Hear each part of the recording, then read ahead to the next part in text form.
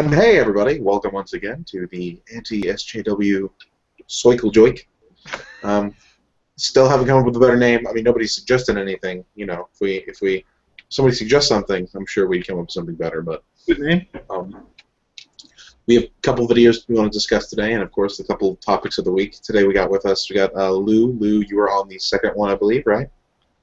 Yeah, I used to be on the second one. Yes. Then we got Harry. This is the first time Harry's got a cam and audio, so good to be joining us. He's been providing us with information on every single one, like pretty much half the stuff, all the fact checking we've ever had to do. He's just been on the comments column, just giving us information like nobody's business, which is nice. So thank you for that, Harry. Hey. And then we got Glebs. Yeah. Glebs is always. Look at that picture of you, classy. You're a classy gentleman. Thank you. I'm not on camera because my room is in a bit of a mess because I'm moving. I've finished moving from another city, but my stuff is still unpacked. So there's a microwave oven in the background and some unpacked boxes and crates of stuff and printers and tools. Not a pretty sight. All right, there we go. So, let's see. We got. All right. Why don't we start out with this week? Oh, hey, look who's here. Craig. Good. That's a good man. Always good to see Craig. Craig, we talked a bit about what we're going to talk about. We'll tell you we got E3 on the game board because we have plenty of lovely comments from everybody's favorite commentators out there this week. We've got the Charleston shooting because, of course, once again, it's been co-opted or attempted to be co-opted by certain individuals. Yeah, bit off topic though, really, but yeah. We're mostly going to just be discussing there was the one article I saw that attempted to co-op it. Okay. I'm not going to the actual shooting itself. I don't care too much. Okay, that sounds bad. The actual shooting itself is. You're right. It is an off-topic event, but the fact that I have to see if I can find that specific article that somebody posted of basically somebody saying it was about the women who got shot, of course. Yeah. I hate all that. They always try to make it about someone else. That's what I hate about it. Yeah. Yeah. By the way, can I plug a video? Oh, please do. A video by Dark Matter 2525. I guess many of you have heard about him. Basically, it was made about a month ago, but it was almost prophetic. Oh, really? Okay. Yeah. If you put the video in there on the side, I'll link it up. The blame game that the media likes to play after something like a massacre happens. So here is the link. About 8 minutes. Oh, it's this one. Yeah, I love this video. It's awesome. Yes. Yeah, it's pretty solid. How it has like every single perspective from every type of person saying like, we need more gun control, less gun control. It's clearly this. It's clearly that. Well, clearly we have this problem. The black people. It's always the white people. Yeah. You got all this stuff going. That's pretty good. But anyways, and then we've got a couple of videos from some of our favorite feminists. Actually, well, one of our favorite feminists. Everybody else is. You might not have heard of them before. Some of the people I have, but it was just some videos I found recently. Having this week, I had to brace myself and run through the enemy lines to find these videos. So I think I have PTSD now. I spent way too much time on YouTube. That's clearly the issue. Anyways, let's jump right into it. Why don't we open up with some of the E3 stuff because that's some of the more fun stuff. I'm sure most of you have seen the lovely commentary from Anita and Full Macintosh on Twitter. They're all by Macintosh. He's going on Anita's account and saying all this. Oh, that's true. That's one way of saying it. The style is the same, basically. So yeah. Yeah, I'm pretty sure. Although it was Macintosh, was Anita actually physically at E3, or was Macintosh? Was it Macintosh? It was. was at E3 because one of them was actually there. Or both. Anita was there because she was complaining about a name badge, wasn't she? Oh, right. She had like some anime girl on there, right? And that was an issue. Yeah. Of course, everything's an issue. Let's see. I'm pulling up a couple of her tweets. I mean, the ones about Fallout 4 were just ridiculous. I mean, all the ones from Bethesda were. You just knew it was going to be a bad week when she started with those tweets from the Bethesda conference. But E3. We have plenty. Now I'm actually blocked from her Twitter, so I've got to find a way to view her tweets. There's another way I know. You can just log out or open another browser. You don't. That's what I'm gonna do. That's when we go. It's funny. I don't get why or how she doesn't use that block bot, does she? I think I might have responded to her one time, and so she blocked me. I think she must have used the block bot. That's possible. So no, because I'm on the blockbot list and I'm not blocked from her. Really? So yeah, I must have responded to something she said one time. So I feel special. I have been blocked by Anita Sarkeesian. Here, I'll share my screen. I'm looking at her Twitter right now. We can look at several of her tweets from this week. There's the screen share. Oh, beautiful! This is exactly what everybody wants to see, I'm sure. Let me just make sure the Google Hangouts is focused on the screen. Okay, so what was that? Oh, sorry. Oh, that's okay. Interesting sound. So, refreshing to see Lara Croft wearing a jacket while trudging through the snow. So, of course, the first thing she does is judge a woman based off her clothing. Good to know. Let's Typical. see. Literally, I mean, I just don't understand how apparently you could claim to be some game blogger and literally all you comment on is women. Nice to see that Microsoft has a woman front and center first thing in their E3 preference count, because that makes a big difference. That really makes a big difference. Intrigued by the brand new game Recore with a female lead and robot dog companion. I mean, I hope she does realize. I hope she realizes that literally all of these tweets that she's sending out are, or in your case, like you said, maybe it's Macintosh sending them out, are just evidence to where she says like, oh, video games don't have a lot of female leads, and yet she's getting all of these, you know, all of these games with female leads, and maybe this is her. I don't think she was at E3 last year. She was hardly relevant last year. I mean, she's unfortunately grown more relevant over the last couple of years, but. That's. Oh, dear Lord. Dear Lord. Feminist wants games to truly mature. They're going to have to focus on much more creative and humanizing interactions. Oh, God. The one with Fallout 4. Oh, my goodness. I mean, does she know Sims exists? I want to know what she thinks. She probably doesn't know. Yeah.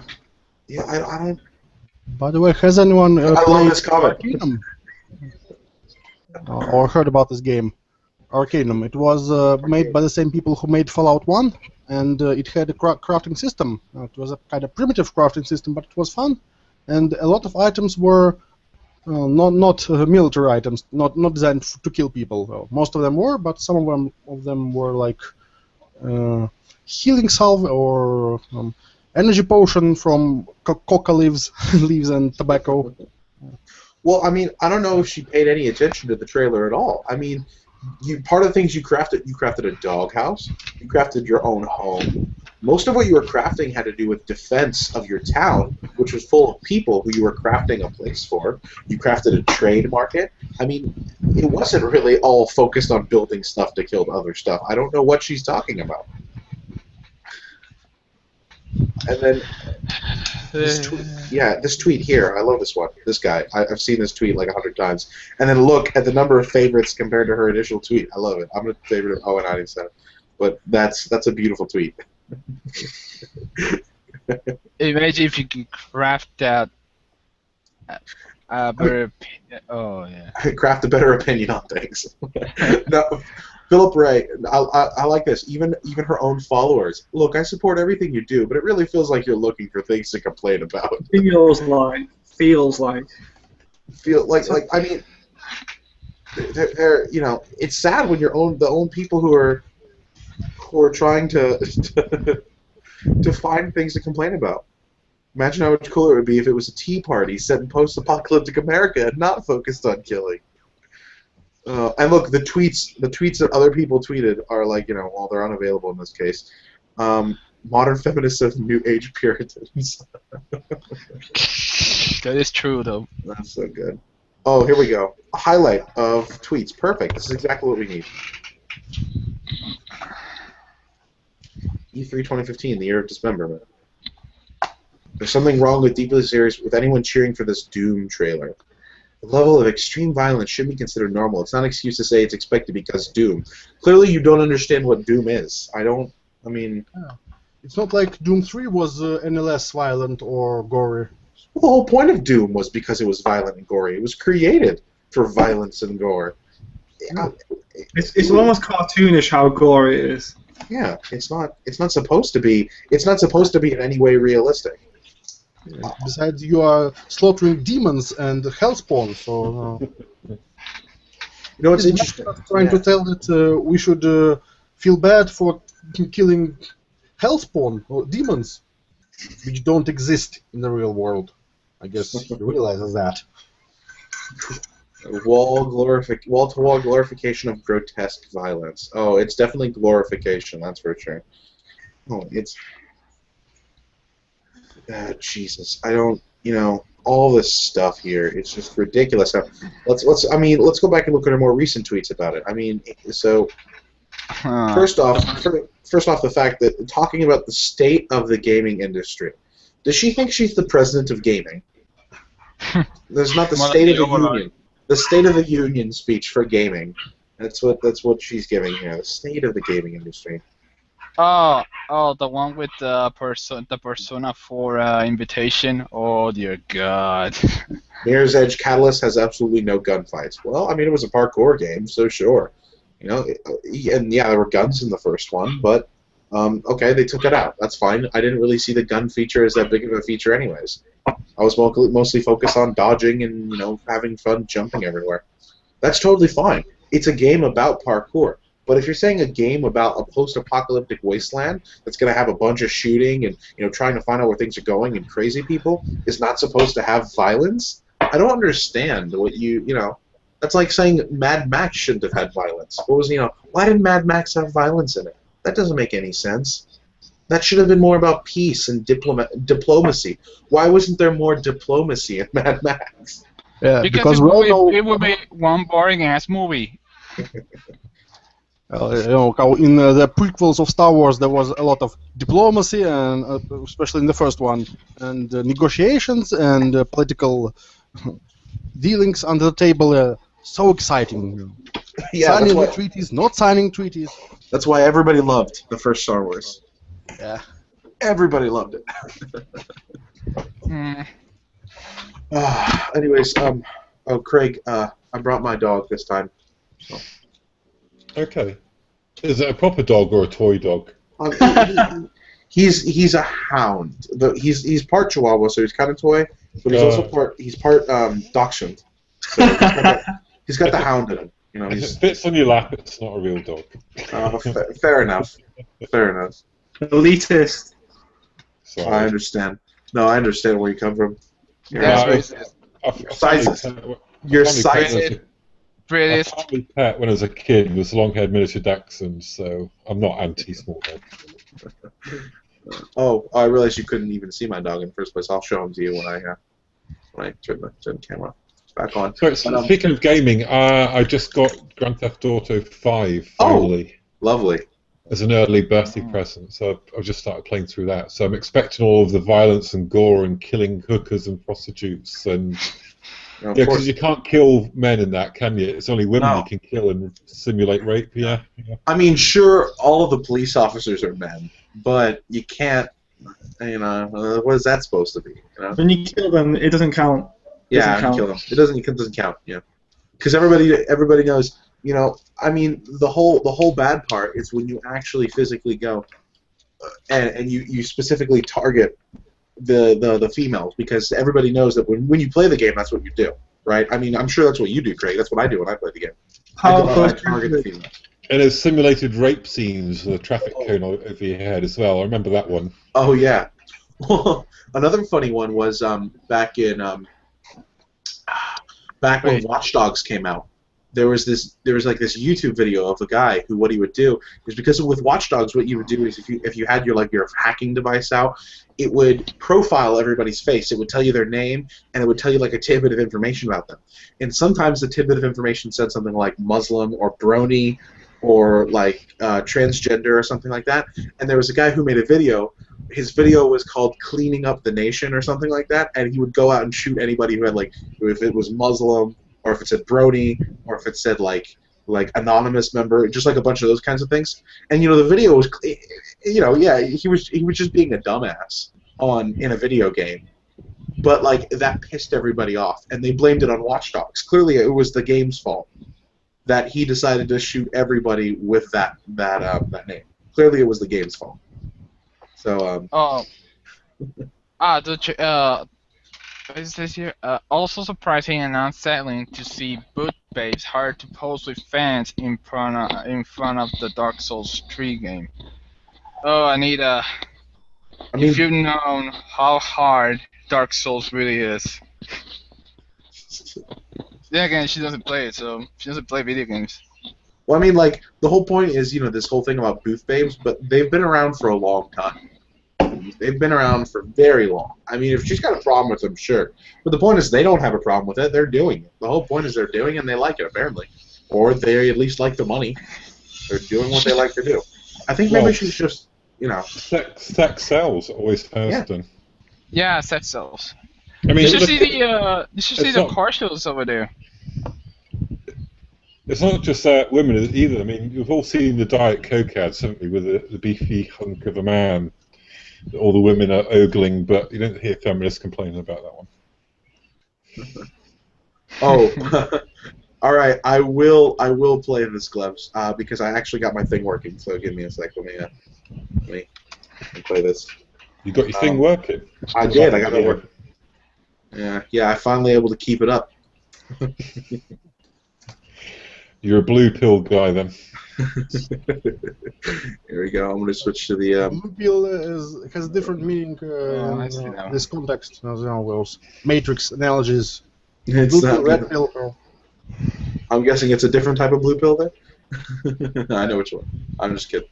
Here we go. This is that video, which we will be playing. Thanks to a wonderful time we have here with. What was the video?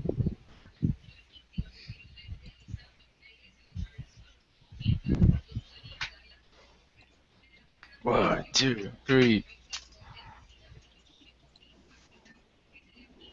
Show you a remix that I just finished this weekend and no one else has seen. How do you feel about video games? I'm not a fan of video games. I'm not a fan of video games. How do you feel about video games? I'm not a fan of video games. How do you feel about video games? I'm not a fan of video games. I actually had to learn a lot about video games in the process of making this. Bidding is cutting up clips of shows to a soundtrack, to a song. And the song helps narrate what you're trying to say. How do you feel about video games? I'm not a fan of video games. I'm not a fan of video games. And rewrite the narratives. Rewrite the stories to tell the stories they wanted to tell, or to do a character analysis. Some of them are like visual-esque. And you have to be highly skilled to be able to edit like that, right? How do you feel about video games? I'm not a fan of video games. I'm not a fan of video games. I'm not a fan of video games. And it's a very subversive way for women to be able to rewrite what they want to see in the media and in their TV shows. How do you feel about video games? I'm not a fan of video games. I'm not a fan of video games. I'm not a fan of video games. A lot of slash bidders talk about how they're just writing what's in the text already. And so there's already all these subtleties and sort of meta in the text that they're just bringing out. How do you feel about video games? I'm not a fan of video games. I'm not a fan of video games. I'm not a fan of video games. It is very rare to take two very misogynist, sexist things and make them a positive. Very few instances when that will happen, and I feel like this is one of those instances. How do you feel about video games? I'm not a fan of video games. I'm not a fan of video games. I'm not a fan of video games. To me, the song is a positive just because I've only contextualized it in a way to critique. How do you feel about video games? I'm not a fan of video games. I actually had to learn a lot about video games in the process of making this. I don't want to go around shooting people and shooting off their heads. Gross. How many times have you watched a movie or TV show and known exactly the words that they were going to say? It was so frustrating because I'm like, ugh, I know everything you're going to say and everything you're going to do, right? They're just building off the same stories over and over again. And I think we all could stand to have more interesting stories. Like, it's getting a little boring out there. Despite all the evidence, exposure to media has no real-world impact.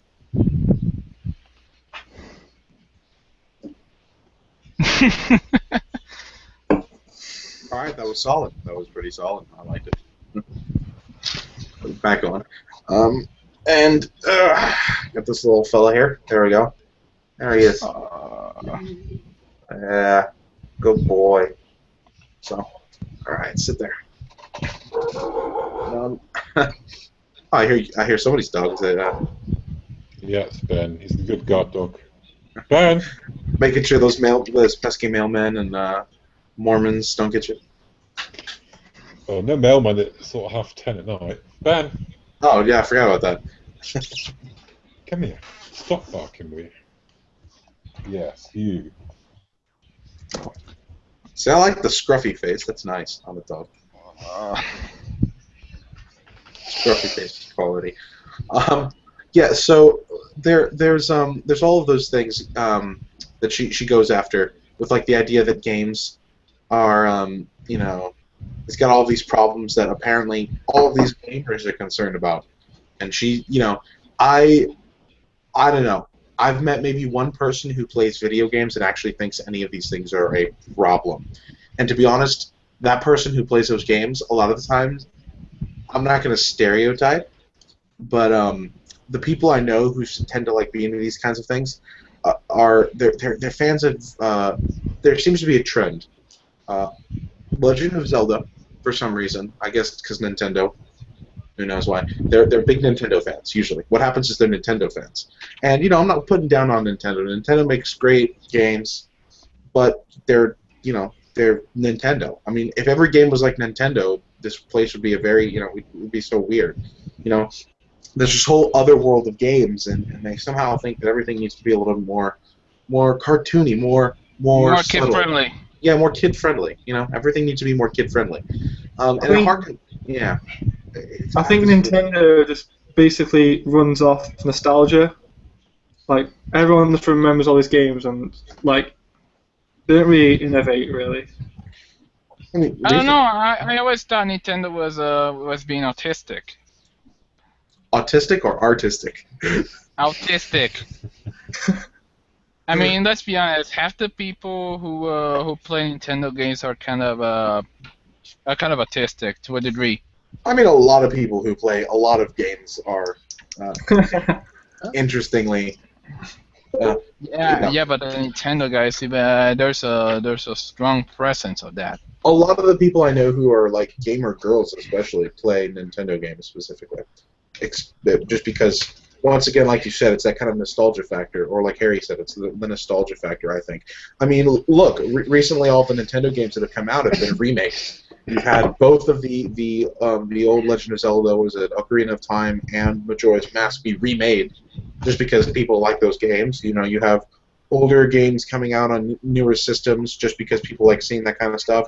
You know, Super Smash Brothers, the newer one, they keep adding characters from other games that people already like.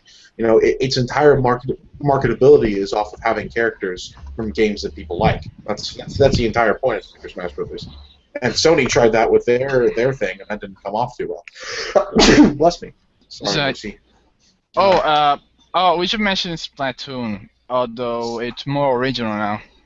Are you talking about the guy who predicted Kotaku would write an article about people on Splatoon drawing dicks, and then they did? Oh That was yeah. great. He was like, "Watch Splatoon, the most kid-friendly game. You know, He's like, just you watch. There's gonna be an article on Kotaku about people drawing dicks all over Splatoon." And then there was. I want to see if I can find that article. Moose, you gotta move, buddy. Me and a friend of mine were actually predicting that. We predicted that there was going to be a lot of Rule 34 about Splatoon.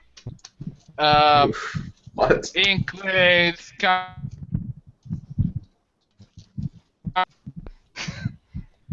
found it. I can't open it on my computer because I have this browser extension that automatically blocks all anti-Gamergate sites, so I don't accidentally click them and give them my clicks. So here we go. So this tweet from the 9th of April, 2015. Here we go. I'll open it up on my screen sharing. Give me a second. Screen share to the Twitter. Here we go. So here we go. So quote me, there will be Splatoon matches where people draw dicks on the walls, floors using ink, and Kotaku will end up writing articles about it. So this was made on the 9th of April 2015, right? Okay? And here we go. Guy spends entire Splatoon match drawing dicks, still wins. On 6/12/15. Here's the article. So I have seen people drawing stuff from JoJo's Bizarre Adventure on Splatoon, which is kind of neat, actually. I am a fan of the manga and the Alpha Rad decided to use his power. as a whole. I'm currently. Let's see. I have a hard enough time winning rank matches, sometimes despite putting in a full effort. But here, bafflingly, Alpha Rad wins some matches despite not focusing on the objective at all. What the hell, man? Like, they're getting... It looks like she's getting pissed. I'm trying to draw a dog. Let me guess. Patricia Hernandez wrote that. Yeah, you're right. Didn't she? Patricia Hernandez did write this. What do you know? Called it! Killed it! Dishonored player might as well be a human killing machine. Let's see. Her articles are always like, I don't know. Patricia, you're such a fucking retard. It's not even believable.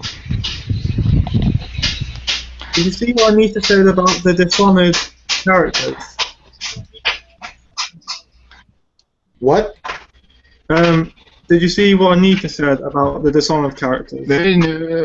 Didn't she say something along the lines of, like, that's nice that they actually have a female character, but it's not the front runner kind of situation? Not the only character. Not the only character. It's not. She was the front runner, right?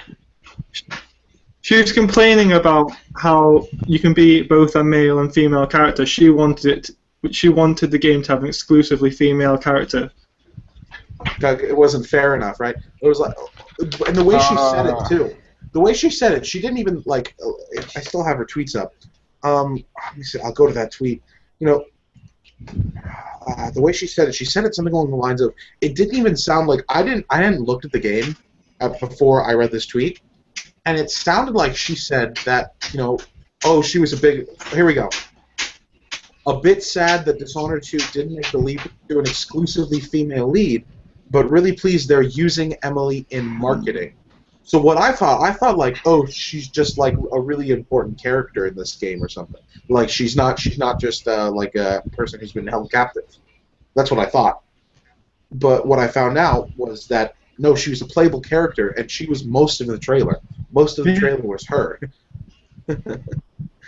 And then they gave you the option to still play as Corvo, and they had a huge problem with that apparently, or she did. A bit sad that they didn't make it leave.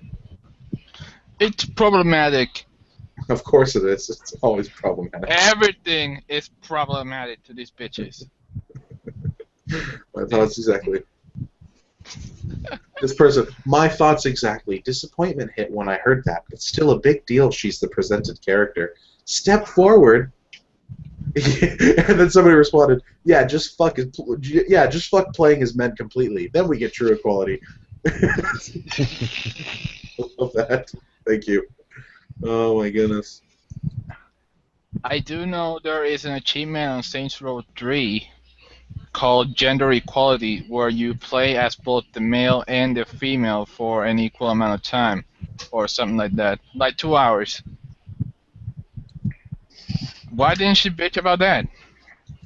And so, I mean, I think she's starting to finally drive people away, because once again, here's another one of her like big time follower kind of people. And he said, not following your logic here. Isn't a game offering both male and female leads a good thing? And somebody's like, nah, she won't be satisfied until we stop playing as male leads completely. And even then she won't play games.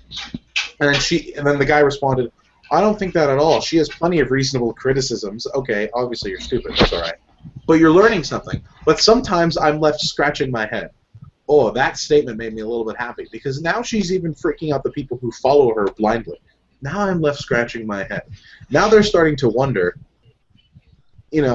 what's going on there. Oh, and thank you for that, Red, fixing that. By the way, yeah, I noticed that was an interesting problem on the comments there. But anyways, yeah, no, I completely agree with that situation.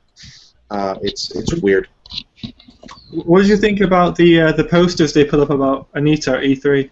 I thought they were funny. E3 posters. People were really mad about those, weren't they? Yeah, I think so. People who know who she is and who like her, because people who don't know who she is, why would they be mad? And people who don't like her, well, they're not going to be annoyed. And the only problem I have with those posters is that, just like Harmful Opinions said, that the opportunity was lost. They could have done something more, something funnier, something more. Yeah, I agree. Yeah. Oh, Harmful Opinions video on it. The Femme Freaky Career posters. Yeah. It's a 3-minute video. I'll have to watch it later. I'm gonna bookmark it later. But yeah, no, I haven't seen Harmful Opinions video on it yet. But no, completely. Yeah. It looked like. I mean, I agree. It was sort of. I felt the same thing with like the Emma Solkowitz posters. Like those could have said a little bit something more. Be more. Could have had more bite. I thought that, or I thought it would have been funny if they had like some of the quotes from her on it. Like if it had said "fuck me in the butt" as a quote on there, and the entire poster just said "still not asking for it." Or maybe this joke: how do you know if the rape was good? She carries a mattress with her as a memory everywhere.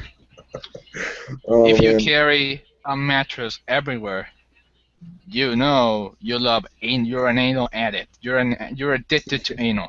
You're addicted.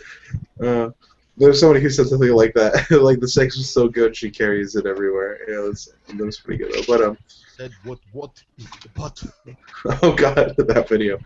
Anyways, why don't we jump right into this Father's Day video? I wanted to play it, so we can stop here and there. Very interesting. So for those of you who don't know, basically, I mean, if I saw the same thing happening on Mother's Day, I would have been acceptable with that. That's fine. If it was like both days had this. But the idea behind this video is that, of course, because Father's Day is representative of people who have fathers. So if you just had a mother, she was basically your father too. So this is Happy Father's Day, Mom, because of course, we need to thank our moms on Father's Day too. So that's. Oh, this video made me angry.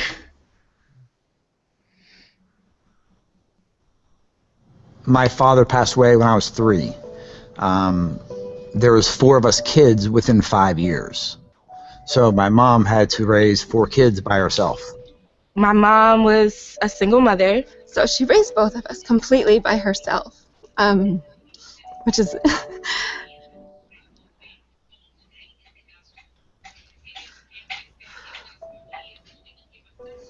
I'm sorry.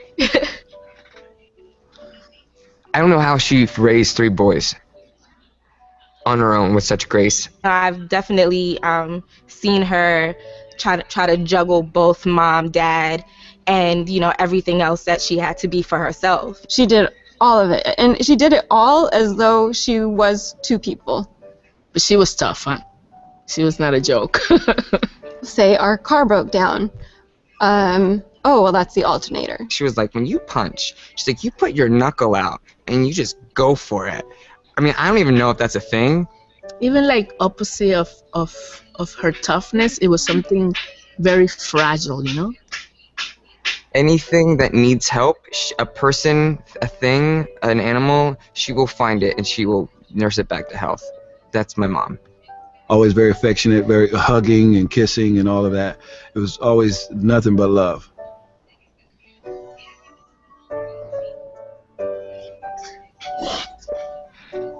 She really is like the most amazing mother, but she was really an incredible father. Like, truly incredible.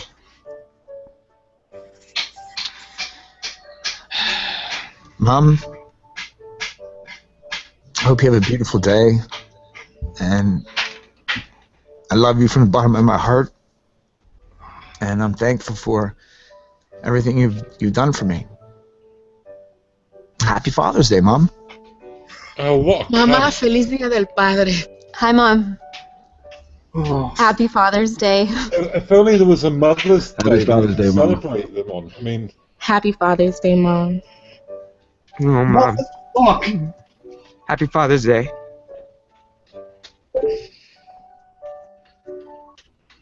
Who the hell thought it was a good idea to make Father's Day about mothers? Ah, Jesus Christ. First you're of not all, allowed one day in 365 to celebrate fathers. It has to be about mothers, even on that day. I mean, yeah, it's first of all, it's an advertisement for toilet paper. So some dish must be soft, some dish must be hard. So are they saying that you should wipe your ass with your mom or what? No, I mean, like, well, first off, let me put on my hipster lenses here for a second. As you all know, that was reinforcing the ideas of masculinity and femininity. So they just reinforced that a mom has to be both because you're fucking gender roles. I don't know. But anyways, besides that bullshit, this entire thing just reflected on this idea that, oh no, you know what? I mean, I didn't have a dad, so instead of that, let's talk to my mom. First off, I don't get why company advertisements do these. I know where you're coming from, man. I was raised on a single mother household after my dad left us around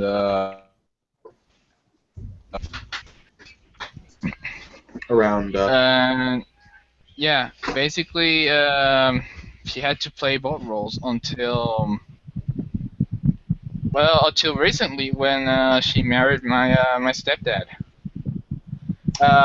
My father sadly passed away 5 years ago, and tomorrow I'm going to be taking a couple of flowers to his grave. Yeah, it's kind of a tradition. So I was earlier going to go visit my grandfather today, but we had to postpone to do another day. Same thing. It's it's like a tradition to go visit him. And I love my mom and I love my dad. And even if I had a single mother, I don't think I would spend Father's Day giving oh well, Happy Father's Day, Mom. I mean, there's some of the situations where they're talking about it like it defends this idea that somehow women are the most they're so beat down and they have to do so much work and so much stuff going on. And yeah, some moms do the fucking I fucking love my mom. It does great. Yeah, it glorifies single mothers. That's a good point, Harry. It does glorify single mothers. And there's nothing wrong with Lou, if you don't mind, Lou, what is going on in your background there? My stepdad is building a closet. Oh, okay. In the other room. So. Do you think you could do like a mic thingy? How do I do this again? What? How do I do that again? Hold up, it's in Spanish. Should be a little button up at the top. Mute microphone. Deactivate it says deactivate microphone. You just click it on and off, pretty much. Yeah. Yeah. And then whenever you need to talk, you just click it back on. Yeah. Perfect. Sorry about that. It's just that noise was like Sound like somebody's smacking ass back there. Jesus. Like, what kind of kinky shit is going on in your house, man? But anyways, no. Harry, you're absolutely right. It does glorify single mothers. And, I mean, in today's culture, when we have so many people who are, first off, divorce rates are off the roof, 50%. At least in America, it's 50% divorce rate. Basically, you have a 1 in 2 shot of not having both of your parents, your biological parents, there when you're born. Second, this idea that basically, oh, single mothers are totally cool. And in society, single fathers, I mean, we don't get the same nice treatment. Apparently, single mothers have it way harder than single fathers, which there's an interest. There's a picture on. I think it was somebody who posted something. They wanted to know inequalities regarding to men, and one of them, the picture, it really spoke words. It was this is a location for for mothers who can't afford to support their child, and it was like one of those like homes to help single mothers kind of place. Oh, did you find the photo? Let's see, is that the one I'm looking for? Oh no! Oh, this is a bunch of statistics. That's a good statistics sheet too. Thank you, Glebs. About fatherless homes. So, of course, when it's not like something happens. For example, like in the video, the first guy said that his father died when he was 3. Well, it wasn't his father's fault, but when the society is encouraging women to just raise children on their own without father, and they might not know that statistically they are not doing great service to their children. Not that, for example, if it's a broken family, so yeah, the kids would be probably better raised by a single mother than in a broken family. But sometimes family that's so is better than a single mom, because those statistics don't look that good at all. Yeah, it's I've seen some of the statistics on that. And then the same thing, this picture, like I said, first it showed those it showed one of like those homes for people, who it was for women who can't afford to support their kids. And then it showed another picture. It was like a place for men who can't afford to support their kids, and it was a jail cell. Because I mean, think about it. If a woman can't afford to support a kid, she'll get state funding, all this kind of thing. But a man who's expected to pay child support, if you can't afford to support your kid, if you don't have the financial stability to support your kid, you're going to jail. It's as simple as that. You're going to jail, or you're getting even heftier fine than you already have. At least that's how it is in America. I don't know how it is in some of the other countries for you guys, but in this case, if you don't pay, well, being a Commonwealth of the states, most of the laws apply.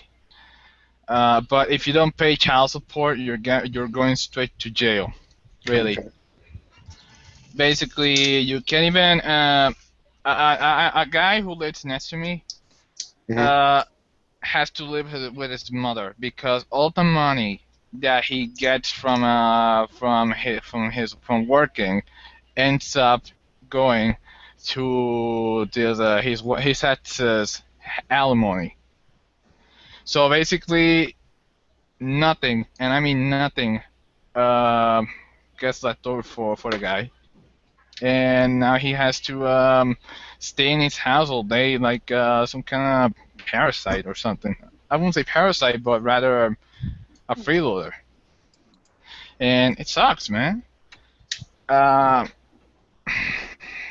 Harry or Red, do you guys know anything about the child support regulations in like England, or?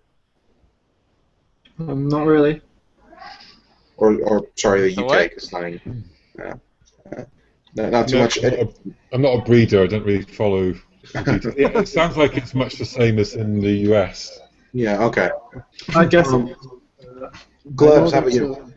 Well, I can tell about the legislation in the USSR.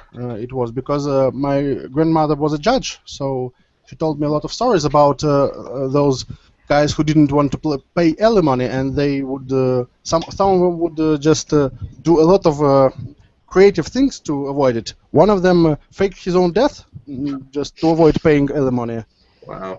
Which was kind of weird, because in the times of USSR, the alimony wasn't that high, and it would be less hassle just to pay it. Of course, it's not that interesting. It's more interesting to find creative ways to avoid it. But yeah, I mean, but people will sometimes spend more money to avoid paying taxes than actually paying the taxes themselves. And because the USSR was such a large, it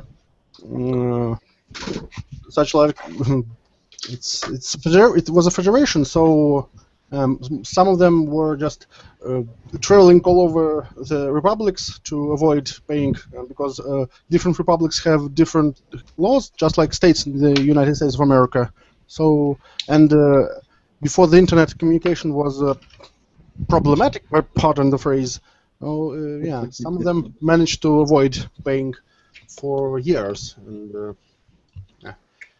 But basically, it's just like everywhere. Most of the time, after divorce, it was the mother who got custody of the kids, and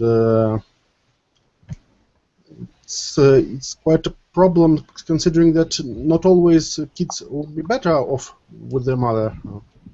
It's not like all mothers are responsible and fitting to be mother. And from what I've heard, the problem mostly in the U.S. that for a father to get custody of the kids, the mother has to be just so terrible that it would be just incomprehensible to leave kids to her care. And in all other cases, mothers get kids automatically. And it's a very high percentage that the mothers get the kids. And Harry, what you posted on the side is pretty right. I mean, that's solid on. The idea that they make it specifically. I find it weird that companies do this. You know, this isn't the first time a company has taken this kind of stance. You know, we've had I can't remember the other companies that did the Like a Girl thing. The other one did. You know, there have been several different. Pantene, not sorry. Remember that? It was. What? But yeah, no. These advertisements, it's like they're preying on this idea of progressivity.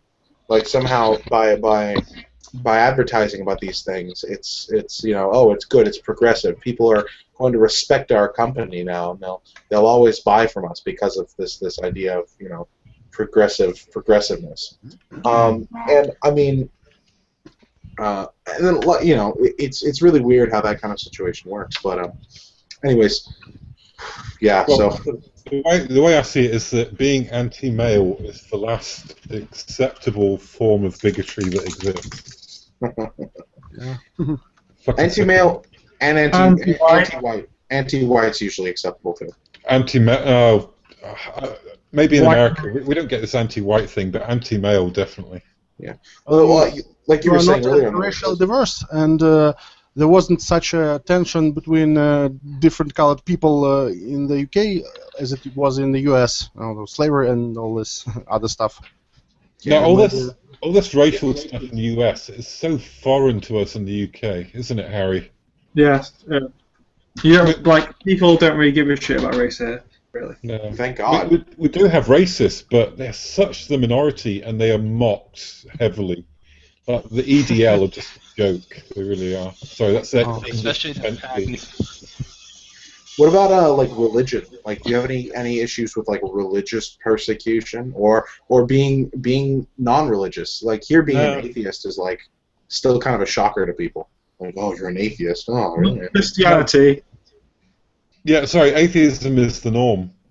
The way I put it, if you're not, say you're in a party and you're mingling and you're talking, and in the States, if you said you're an atheist, it'd be like an awkward silence as people sort of shuffle away. In the UK, it's the opposite. If someone says they're religious, everyone's like, "Oh God, one of them, a God bother," and just like shuffle away in embarrassment. Well, there is one thing. I mean, being religious here, or even being atheist now, isn't that big of a deal. But what's very interesting is Bill Maher said it, and I'm not a huge Bill Maher fan, but every now and then I'll watch his stuff. And somebody posted a video in the group, I think. He was talking about this, like the PC police of colleges. And one of the things he mentioned was pretty spot on. Was like, you know, all of these things they're sexist, it's racist, it's this, it's that. But unless of course you're Muslim, because then it's just a cultural difference, which in America is true. There's like this on college campuses especially. If you're a member of Islam, if you're part of that religion, that like if you can't say anything bad about those kinds of people, you can't. You can't say anything bad about their cultural tendencies, anything bad about having the women wear the hijab or anything like that, because that's just part of their culture. That would be offensive to say anything bad about that. But any other religion is fair game. It's specifically, explicitly that one. That one's like, whoa, okay. Well, we can't call what they're doing sexist or racist, and that's an American thing too. It's very odd. Especially the problem, right? As a liberal, as an out-and-out liberal, have a problem with. Well, I'm an atheist, and I criticise Christianity because I understand Christianity. I've grown up in a country that has it, and all of the references I get, I understand it. Yeah. Mm-hmm. With Islam, it's not so clear. I mean, I know a few things, and I can mock those few things, but my understanding of the religion is a bit loose. But the main people who are against Islam in the UK are the aforementioned EDL, real racist thugs. I know Islam isn't a religion, but it's practiced mainly by brown people. That's the thing. So white racists find it so easy to be, to find fellow friends who really hate Islam. So for me, it's really awkward for me to be that anti-Islam because I'm putting myself in the same category as these knuckle draggers. That's the difficult bit about criticising Islam. That makes sense. Just a lack of knowledge and just who you're putting yourself in the same camp with. I think a lot of people feel like that. Like they just don't talk about it because they don't want to be in the same camp as like those like really super racist kind of guys. Yeah, I mean, I can happily say that like Muhammad was a paedophile because he had an 8-year-old wife, and he didn't really fly off to Jerusalem on a winged horse, so that's all bollocks. But yeah, my other knowledge is a bit limited, so I can't really dig into it the way I can about Christianity. Makes sense. Okay, so Lou, what are you saying? You can't say anything bad about evangelical Christianity, otherwise they will panic? Really? Evangelical Christianity. I mean, there are certain parts of the U.S. where it's like you go there and if you say something bad about Christianity, you're like, I'll admit, we still have the backwards areas. We got the rednecks, and I have been to those places, and people think, we're over-exaggerating, we're joking. We're not. Those people are severely racist and sexist and super hardcore fundamentalist Christians. And those places exist. It's not like they don't exist. Nobody's making that up. Those guys are insane. Yeah. But in my case, my brother became a born-again Christian recently, and I told him that I hated religion, and he freaked out and started placing his hands on top of my head and said, how should I say this? Lord, please, Lord, please, get this demon up this guy's head. He was trying to exorcise you? Yes. Yes, and I was basically grabbing the guy's arm over and over and over again and telling him to piss off. Yeah, man. I mean, some people, damn, man. There's nuts in all categories, that's for sure. Anyways, I've got a couple of these videos here. If you guys think, if you're brave enough to sit through them, I don't know. They're not ready. Guys, I gotta do an errand. I'll be back later. No problem, man. All right. Anyways, we got So, what videos, by the way? Oh, okay. Let me tell you what the video is. Give me a second. Oh, hold on. I'm gagging for a drink, so is this a good time to quickly go AFK? Yeah, go for it. In fact, we've actually got some people trying to bump in here. I think Sai's trying to get in. Okay, I'll be right back. Okay. Sai, is she wearing the same thing she was wearing the last time? Oh. You would be excited. Hello. You get it to work. Nice. All right. Sorry, Sai. You were calling me like on my regular thing, and I was really confused. Yeah, I was. It wasn't on purpose. It's that the app on the iPhone is stupid. You joined us just in time. We're about to go over some videos potentially. We've got a video. Oh, is it XXX videos? Oh yeah, you know it. We've got a video. we've got a video called 4 Reasons the Wage Gap Isn't a Myth. So that should be fun. So, and then we've got a Lacey Greeton video about how she says she basically the video is titled "Wait, is makeup sexist?" But she defends makeup, saying it's not because she wears it all the time. But it's pretty much hypocritical of everything she's ever said. Like, you know, she says everything else is sexist. Like, oh, there's all these sexist standards that women have, but makeup, it's not sexist. You know, women can wear makeup all they want and try to look pretty for. I mean, we all know when women wear makeup, they're looking pretty for themselves, right? That's what they're doing, right? That's. I mean, it depends on the day and the person, I guess, but for the most part, it's definitely to impress people, at least subconsciously. At least, so we'll take a look at both of those. The wage gap myth one, it provides some kind of sourced information. I don't really, you know, I'll have to look at it. Let's see. Oh wait, let's see. Does she source it? Yeah, she sources her information. So let's take a look at some of it. And I'll have it ready to go. I'll look at her.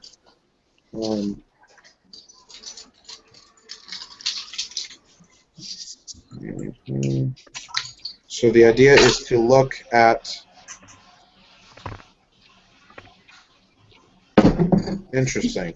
I mean, it's got some interesting equations in it, and some interesting. It's got a lot of stuff that makes it extremely difficult for the regular person to understand.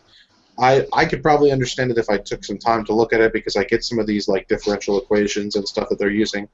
They're doing some really crazy bullshit with it, if you ask me. But I think they're over analyzing the situation in this case. Oh man, if it's like hard to understand, I could have definitely pulled up like a whole bunch of sources on why the wage gap is retarded.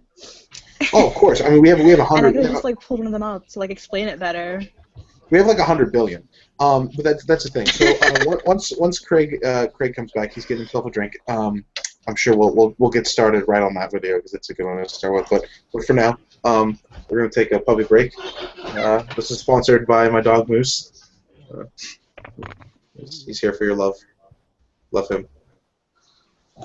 Loves the Hypnotoad. I have a dog too. It's not my dog though. It's not your dog. You stole it. No, of course you would steal its eye. Of course I'd steal a dog. It's my sister's dog. Good boy. That's a good boy. That's a good boy.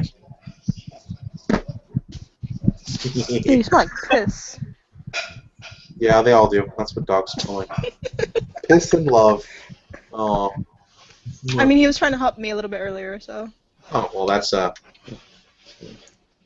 It's nice. He's being oppressive shitlord, like normal. Most dogs. Yes, it's dog. Toxic masculinity. Is that a new one? Toxic masculinity. My dog likes to, whenever I take him on walks, he likes to check out girls all the time. And so I told him, you need to stop being such an oppressive shitlord. Like, I'll just look Wait, at him, like female dogs or like no, actual female women. Female women. Like one time, like what he'll do is he'll watch them as they pass, and then when they pass, he'll like look at their ass. I'm like, no, stop it. You're being oppressive. Quit it. Wait, am I the oppressive shitlord because I do the same thing? I mean, who doesn't?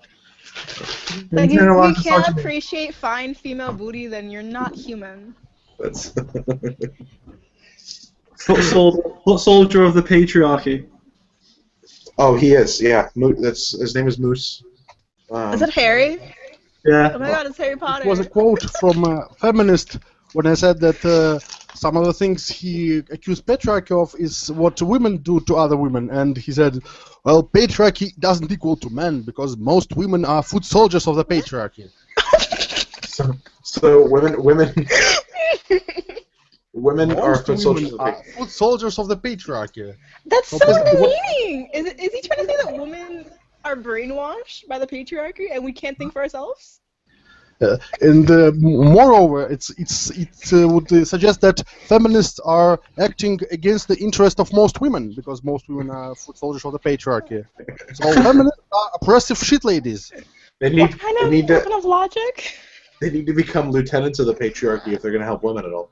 I was told that. No, they can't because the patriarchy is keeping them down from the higher up positions, obviously. No, it's okay. They'd only be able to command 77% of what the men in the patriarchy command.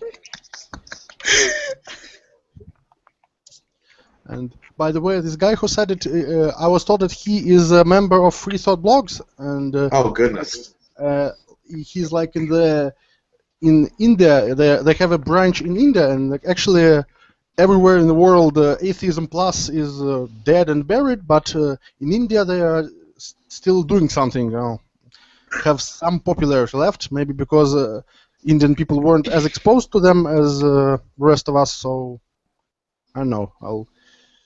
With this logic, I don't think they'll be very popular there either. All right. Well, I'm assuming good old Krieg will join us soon, but he's getting himself a drink. But we can probably start right in on the video here. Give me a second. Let me pull it up so we don't spend too much of our time jerking off. I mean, this is a circle jerk, but you know. Let me just. Okay, so jerking. Let me. Judging by this bottom of the screen, I'm right next to Sai, so yeah, I'm in the privileged position. Gloves is in the privileged position, Sai.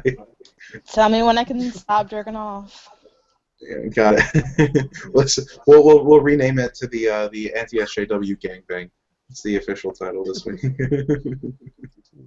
Love thy neighbor. Love thy neighbor a little too much. But don't forget the condom. All right, let me pull up the video here. Okay, so here's the beautiful video we get to watch. I'm sure you're all excited. You can already tell, right? Is it Marina Shut Up or? Yes, it is Marina Shut Up. Is it her? She should follow her nickname. I know, right? I'm guessing she chose it because somebody in her comments section told her to shut up one time. She was like, you know what? I'm so narcissistic, I'm going to take that as a compliment. Alright, here we go. Or maybe it's how her parents called her and she thought it was her full name. Marina Shut Up. Video is part of a series for...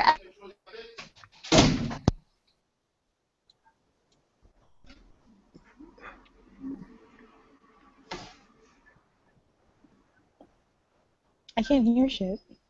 I can't hear it either. Less average income than men. This disparity has been justified for a multitude. This video is part of a series for Everyday Feminism, a website dedicated to helping you stand up to and break down everyday oppression. Even in 2015, there's still a huge amount of controversy surrounding the wage gap. You've probably already heard the statistics surrounding women making less average income than men. This disparity has been justified for a multitude of reasons, including women's choices in having children and simply choosing lower-paying jobs out of preference. This video is going to break down these myths surrounding the wage gap and discuss why the idea of the wage gap being a myth is actually a myth, aka the wage gap myth. According to a 2010 study done by the U.S. Census Bureau, when we average the incomes of all working women of all races, their incomes are 78% of the average income of working men. However, when we consider race, women of color earn considerably less than even their white counterparts. In 2013, black women earned 64% of what white men were paid. The wage gap was even higher for Native American and Latino women who, in comparison to white men, earned 59% and 54% respectively. While it can be useful to look at the incomes of men and women as a whole, it still doesn't account for things like hours worked, educational level, work experience, or the type of job.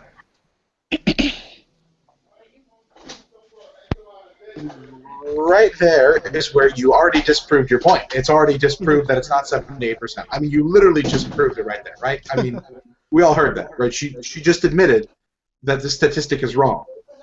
Yeah. Pretty much. Right? She admitted it. Moreover, does it make sense to calculate the average of what a certain demographic makes? It's like average body temperature of all people in the hospital ward. What does it say? It appears that the average body temperature of the people who live in the United States is higher than the average body temperature of people who live in Antarctica. We wonder why this is. Pretty much. But so yeah. Can feminists do math? I don't know. So, but I mean, I just love that she's literally already admitted right here in this video that yeah, that statistic doesn't account for anything that matters when you're considering job quality.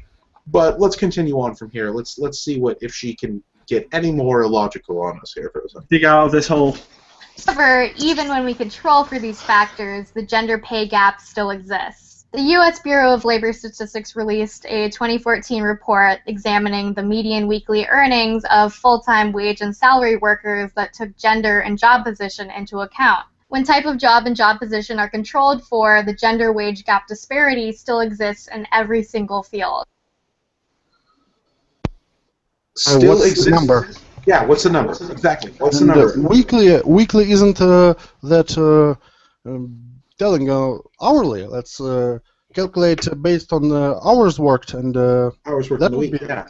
because The- if you 40 hours a week or 50 hours a week, it's quite different. So why weekly? You know? And I'm going to tell you something that's probably going to already piss you guys off. She's not going to tell you the percentage difference. She's just going to say that there's still a disparity. She won't say what. She's just going to say the disparity. The disparity still exists. Yeah. Not Also, it's illegal. There's the Equal Pay Act, so every company that does that can be prosecuted for it. Yeah, exactly. Every single company that apparently has this discrimination can be prosecuted. But and every company who did that would be going against the shareholders' wishes by not making the biggest profit possible by employing only women. What the fuck is she on about? Well, there was a comment in the video below which is very interesting. The comment said, I love the two biggest arguments against it. The first one, which was the first argument you provided, which is that it was illegal. And they said, like, people don't do things illegal. It's like, yeah, people do things illegal, but a lot of people get caught, and there's no way we can prevent people from doing illegal things. I don't know what you want us to do. If there's a law about it, and they're going to fucking do it, I mean, what do you want us to do? The second one, though, was exactly your defense, was that, if they can pay women less, why don't they hire just all women?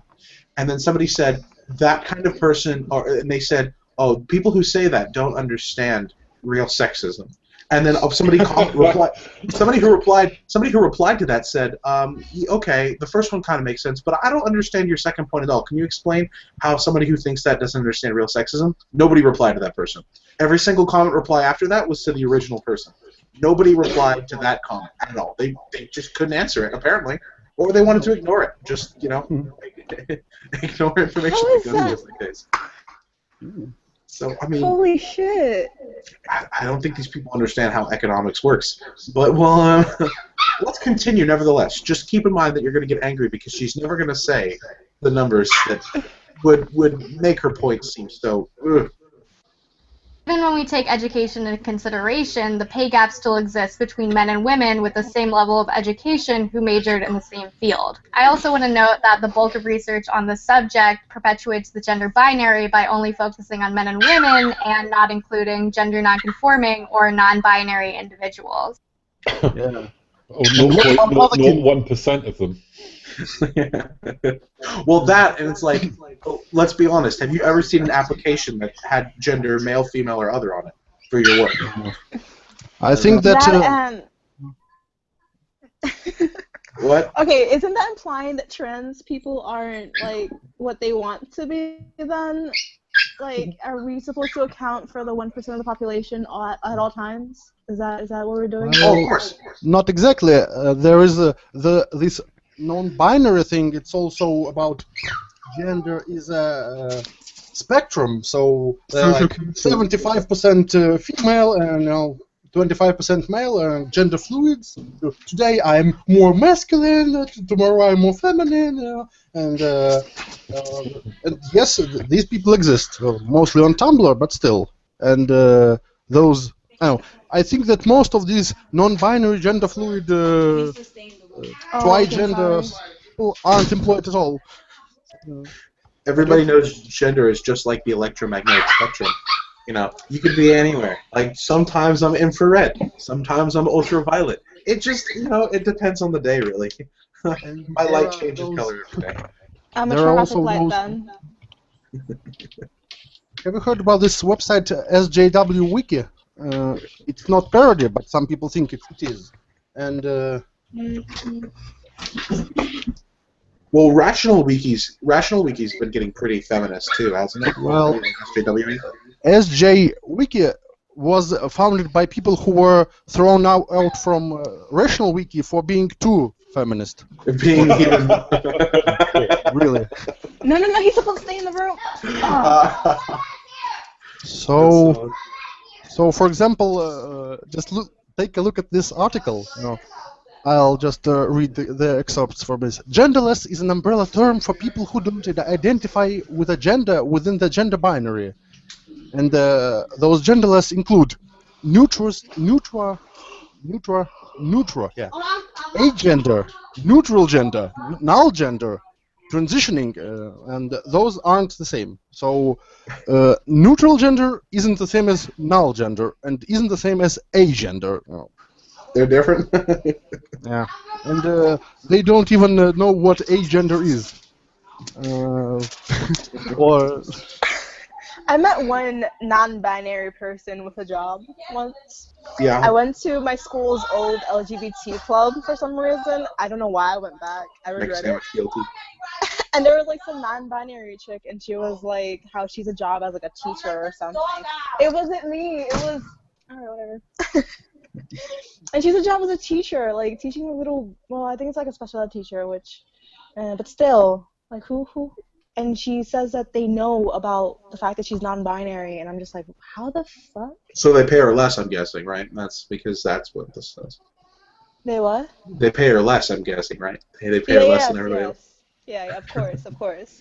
Even though she's a sub, so they would logically pay her less. I'm sure she walks up to all the male and sometimes female employees there and says like, "Hey, let me see your paycheck." It's like, "Excuse me? Yeah, let me see it. I need to compare." Oh. Apparently, my dad has had somebody do that to him once, which is weird. He said somebody walked up to him and said, "Could I see what's on your paycheck?" And he's like, "No, what?" Like, God, no. And he's actually a state employee, so it's public information if they want to see how much he makes. But so he told him like, if you really want to do the research, you can, but I'm not going to show you my paycheck. What's wrong with you? He should have said that he helped his boss hide the body, so now he gets a little extra for that. Although he just, I mean, like he probably would have shown them. But his thing is, he's more of a private guy. He just thought it was kind of an abrupt and rude question to just ask someone to see your paycheck, because to him, I mean, for him, at least where he comes from, like that talking to other people about money is just kind of a rude thing, especially talking about how much money you make. So, and that's something I don't know, the culture he's grown up in. Probably a rape culture. Anyways, let's continue with this lovely video here. Also, the statistics that I found on married couples were predominantly centered around heterosexual couples. Go figure. There are many sexist assumptions about women's labor that continue to contribute to wage inequality between men and women today. I want to note that this is a very complicated subject, and I'm not going to be able to go into as much detail about this as I would like, but I am going to have... Instead, you are going to make extreme generalizations throughout the entire video. She can't go into detail because she's a fucking idiot. That's why. Because she doesn't understand it herself, so she can't go into detail. Well, she said that the data was only about heterosexual couples. Well, it's the overwhelming majority of couples, so it makes sense. Yeah, it's about, like, what, 97% of people in the U.S.? Okay, cool. About 95, I guess. And before the gay marriage was legalized, most of these same-sex couples can't even know if they're a couple or not, because they are not legally a couple. So it's... Exactly. It's My kind of hard sources to... cited below if you want to check them out for yourself. Our current workforce is highly segregated by gender. This began in the late 1800s and 1900s when women entered the professional workforce and certain professions such as teaching, nursing, librarianship, clerical, and sales all became dominated by women. According to research done by Bergman, O'Neill, Blau, and various other researchers, feminized jobs or jobs that are female-dominated pay relatively lower wages than male-dominated jobs. Then get good. Yeah, and maybe that has something to do with because back then women weren't as educated as men because a lot of women didn't go into school. So the jobs they had to do required less education, therefore paid less most of the time. I mean. Okay, but doesn't nursing require some education at least? Oh yeah. Like, way more than like most other jobs, I guess. Like you're not flipping burgers. Yeah, nursing pays more than burgers, though. I mean, it's not like nursing pays less than flipping burgers. No, unless you're a woman, then you get paid less than the dudes flipping burgers. Oh, of course. But I mean, and then I still don't understand how this is about paying two people unequally for the same job, because now she's specifically discussing women going to female jobs and men going to male jobs. I don't see where this is going. But you know what? We'll give her a shot, right? I guess. I think that I think I know what she's implying. She's implying that these jobs are less paid because they are dominated by women. It's like correlation doesn't mean causation, but for her it does. That's my idea anyway. We literally put a lower price on women's work than we do on men's work. Even in areas of feminized labor, men still earn more than women. According to the Bureau of Labor Statistics, women are paid less than men in all occupations, whether they be female-dominated, male-dominated, or gender-balanced. Bullshit.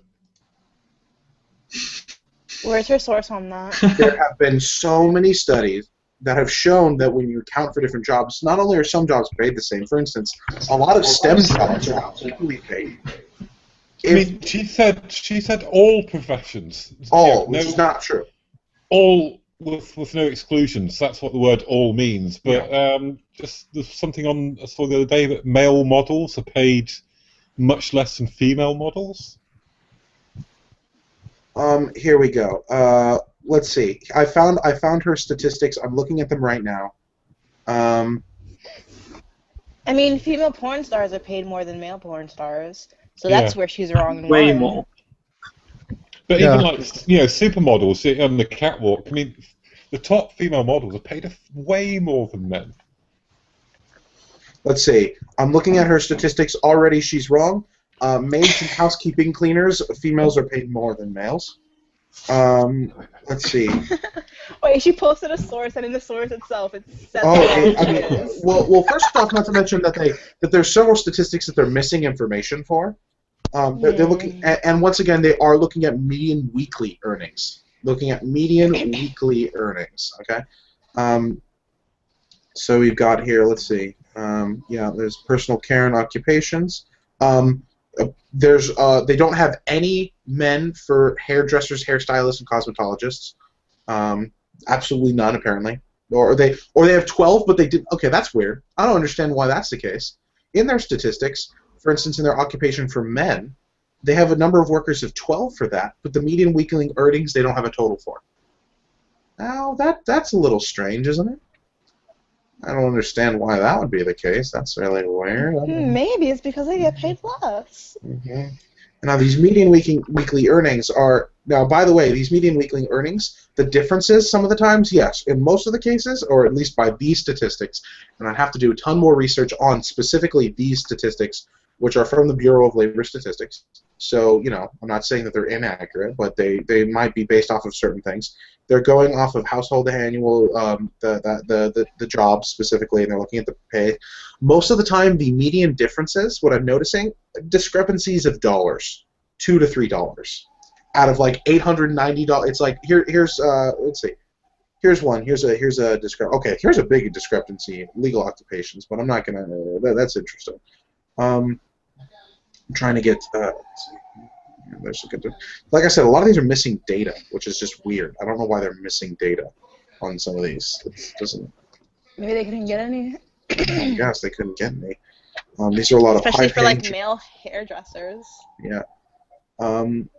Here's a discrepancy of $404 to $400. So I mean, yeah, that's a huge deal, I'm sure. $411 to $401, $416 to $405. So when it's a couple of percent, it just can be ignored because it's statistically insignificant. Basically. It's a statistical anomaly in that case, right? I mean, like $2 is $2. Like, come on, $2 is $2. $2 a week, yeah. $2 a week in a month. That's a whole. Or what is that? $16? No, I can do math. It's $8. My bad. It's $8 a whole month. Dude, $8 is $8, man. That's $96 a year. That's some shit. Yeah. So I'm looking at all this data here, and let's see. Updated populations and controls are introduced annually with the release data. Dash indicates. Yeah, I don't. But does it like indicate why they would be paid less? I guess. It does not. It doesn't indicate why they would be paid less. Like maybe they take more sick days or something. Like it doesn't or maybe even they say take less hours. And in all of these detail, by the way, these are all by detailed occupation and sex. Okay, detailed occupation does not mean position as in if you've been promoted or not. By the way, that means in the case of this one, for instance, financial managers, men weekly earnings 1,671, female weekly earnings 1,127.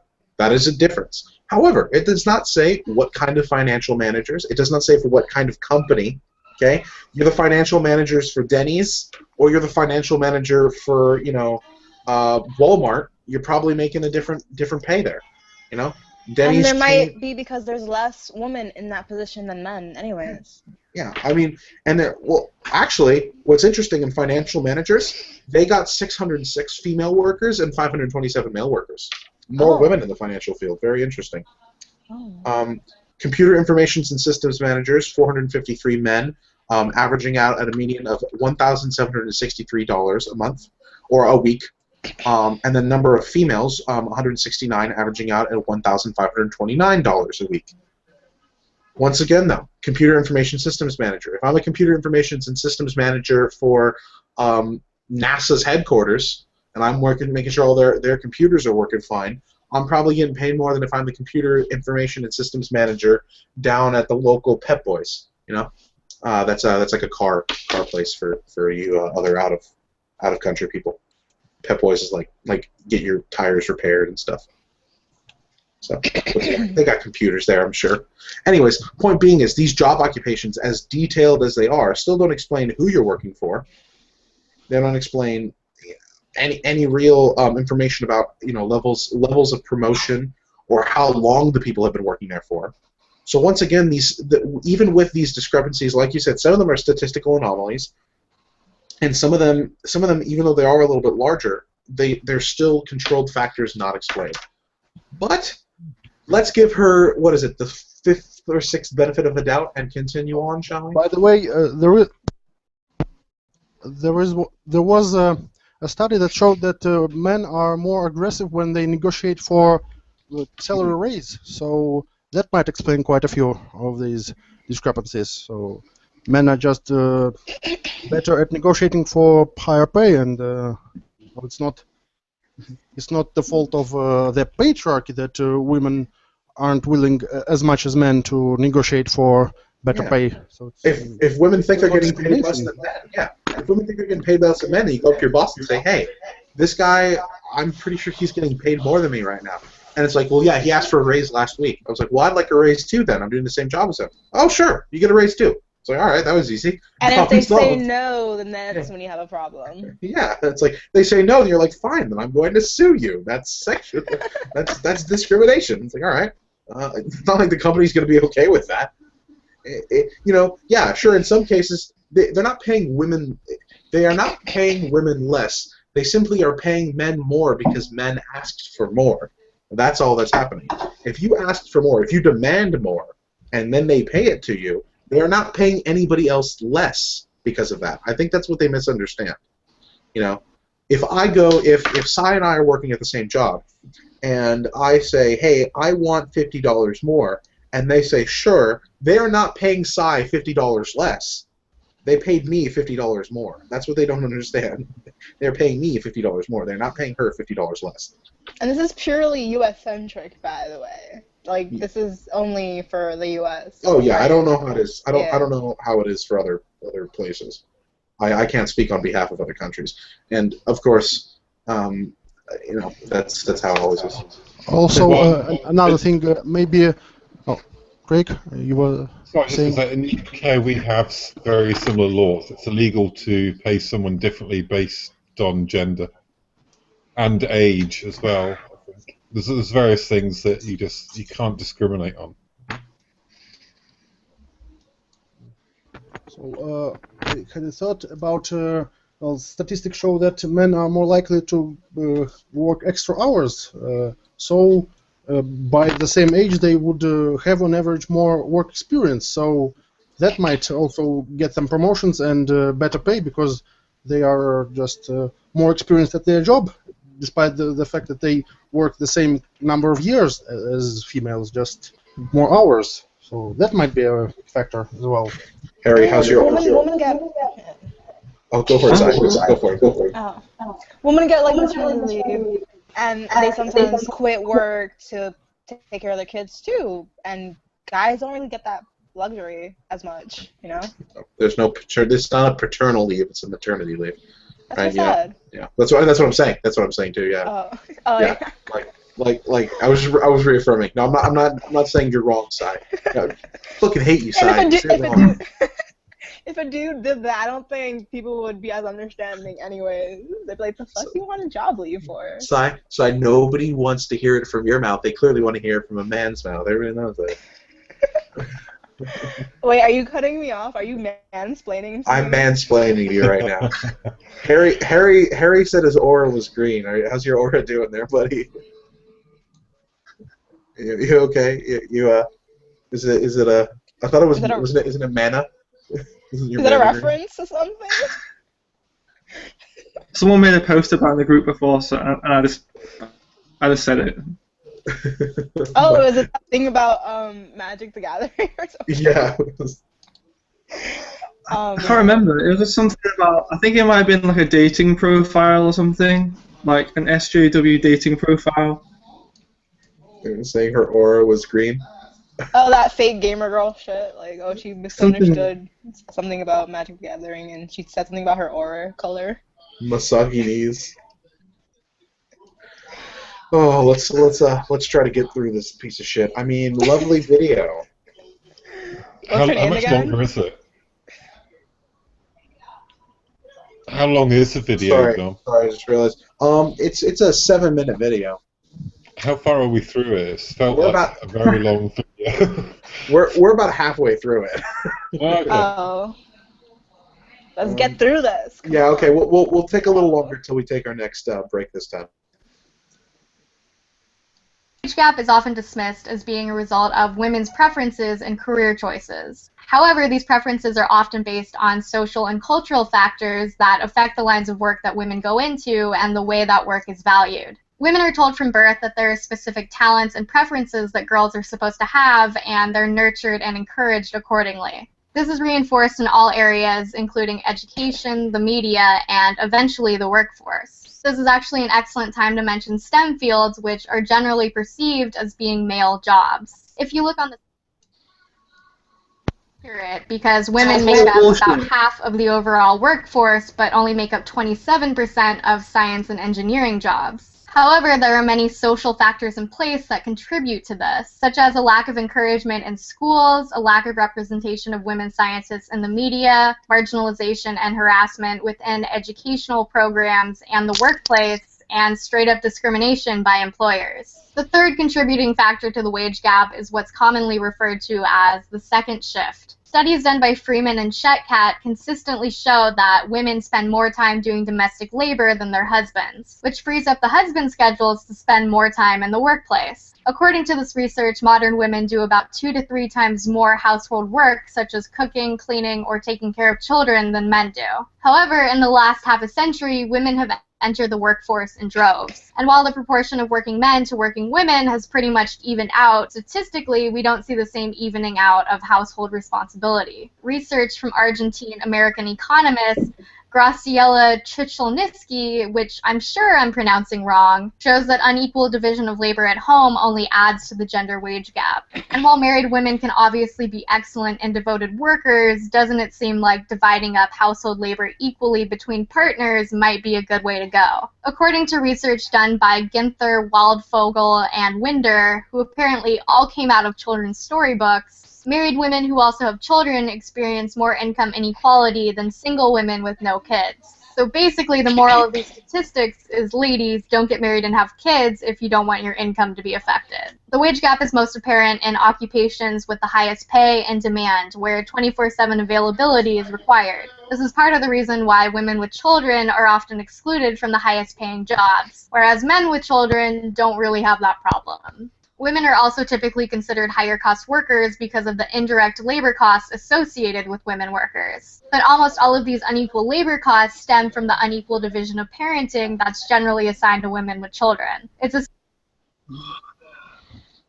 Sorry, I cannot take it anymore. I need to stop for a second. What the fuck? Okay, first off, I'd like you to tell me that this woman that we're looking at right now actually looked at these numbers. Look at these fucking. This is her source, okay? I want you to tell me she actually looked at this bullshit and understood it. Do you see this? This is mathematics. This is fucking derivative. And you tell me that woman right there actually looked at this and said, "Oh yeah, I understand what she's saying here, with these parameters here." With wages and productivity. I actually completely understood what all of these integrals and derivatives and all this stuff meant. I completely understood. Are you saying that she can't because she's a woman? That's exactly what I'm saying. The screen is green for me, so like if you guys can see something, I can't. Oh, okay. Seriously? What happened to Glebs? Oh no. Hopefully he'll be back. You can't see this? Side. Try that. You know have you seen the film A Beautiful Mind? A what? A Beautiful Mind. Have you seen that film, that Russell Crowe film? No. Okay. Well, basically, okay, that's killed that joke. It's lots of mathematics. No, I meant like I can't see what was on the screen because like for mine it was like green. So if you guys were seeing something I couldn't, I was very confused. Yeah. Okay. So have you taken any calculus classes in your life? Pre-calc. Okay. Have you seen any funky derivative symbols or anything like that? You seen any funky? Just think of like all the kinds of functions you've seen, and then multiply it by 100, and that's kind of the stuff you're looking at on the screen in pre-calc. So think like pre-calc functions, and then multiply that by a difficulty level 100. Okay, I can see it now. I don't know what the fuck this is. Yeah, exactly. This is just I want you to like tell me that this woman who is talking to us on the screen that has actually read any of this, because I can't understand this, and I don't. I'll be honest. Like this is some advanced shit, and you're telling me that the average person's supposed to look at this and say, "Oh yeah, I'll just believe the conclusions." Do you hear that? What is this about? They're like, what are these? Well, this statistic has something to do with like families having this sort of unequal. So it's the supplies of men's labor equal demand by labor in the firm, basically kind of saying like, oh, men are demanded more in higher type jobs and things like that. And this idea that like women are unfairly discriminated against because companies won't hire single mothers as much as they'll hire other people. Well, yeah, because it is a problem. Because do you know how often that single mothers say, "Oh, I'm sorry, I got to leave work. I got to go grab my kid at school, or I got to go do this or that." It's a business decision. I don't see what's legally wrong with it. I mean, like it's kind of sucks if you're a single mom. I get that. Of course, yeah. But it's not. I guess it's not because of sexism. It's just you're taking up our time. Well, we don't want to pay you for not being here. She's claiming she's somehow destroying the gender wage gap myth. Like she's destroying the idea. She's destroying the idea that this is somehow a myth. But she's not. She's proved it. She's acknowledged that there's actually really no gap when you account for all those factors. Now she's just trying to say, why do those factors exist? Now she's trying to justify the factors. I mean, I do think she had like a little bit of a point when she was talking about like gender roles, but they don't just affect women. That's she's like, because women are expected to mostly do like all the housework, whatever, blah blah blah. And I get that, but that doesn't only affect women. That does like these gender roles that are forced on people. They affect both men and women, not just women. It's not just because we hate women, we're all misogynist. Well, but the whole point is that that's an entirely different point, right? That has nothing to do with the wage gap. Exactly. Exactly. The whole idea behind the fact that it's a myth is that when you account for all of these factors that she's accounted for and admitted there's really hardly a discrepancy. Men are expected to be breadwinners. Do you expect a woman to take a job at a construction site? No, because physically that's just irresponsible. Because biologically, on average, and this is a true statement, biologically, on average, women do not have the same strength as men. So, biologically speaking, it is more likely for men to take those kinds of hard-working labor construction jobs, and that's why sometimes those jobs, you know, have more men than women, and you'll probably see a discrepancy in how men are paid in those jobs. You know, firefighters, police officers, kinds of jobs that require these levels of physical exertion. And they're saying, like, why is there so many more men hired in these jobs than women? It's like, I don't, yeah, you know what? I don't know. Yeah. Let's just pretend like that's not. I mean, why are there more happens. female nurses than male nurses? Why are there more female hairdressers than male hairdressers? Like, you know, I mean, there's probably so many different reasons for all these things, but we're almost done with the video. Let's finish this piece. Anybody else got anything to say before we? Oh, okay. Sai, how's it going? Oh, sorry for that. My computer crashed. Oh, it's okay. And I took a little. I took a little too long to how should I say this? I went to buy a gallon of milk and shit happened. Did you kill a few people on the way here? Murder a few women? More or less. So, all right, we're almost done with the video. Here we go. Let's break this fucker. God damn. I had a question about her methods to determine that she just said, "Oh, this cannot be explained by those factors, so it must be misogyny or nothing else." Course. Just prove it. All you've proven. If we grant her all her quote-unquote facts, we are faced with unexplained. It's like people, oh, this is an UFO. Oh, it's alien. So no, it's a UFO, unidentified flying object. So unidentified. Don't know what it is. Yeah. So basically, unless you can demonstrate that it's misogyny or sexism or patriarchy or space juice or something, you know, it's unknown. It is to be explained. Yeah. Space juice. Yeah. Basically, what he's trying to prove. The common feminist assertion is that, you know, well, if it's none of these factors and we don't know what it is, it must be sexism. If it's none of these and we don't know what it is, it must be racism. It's just sexism.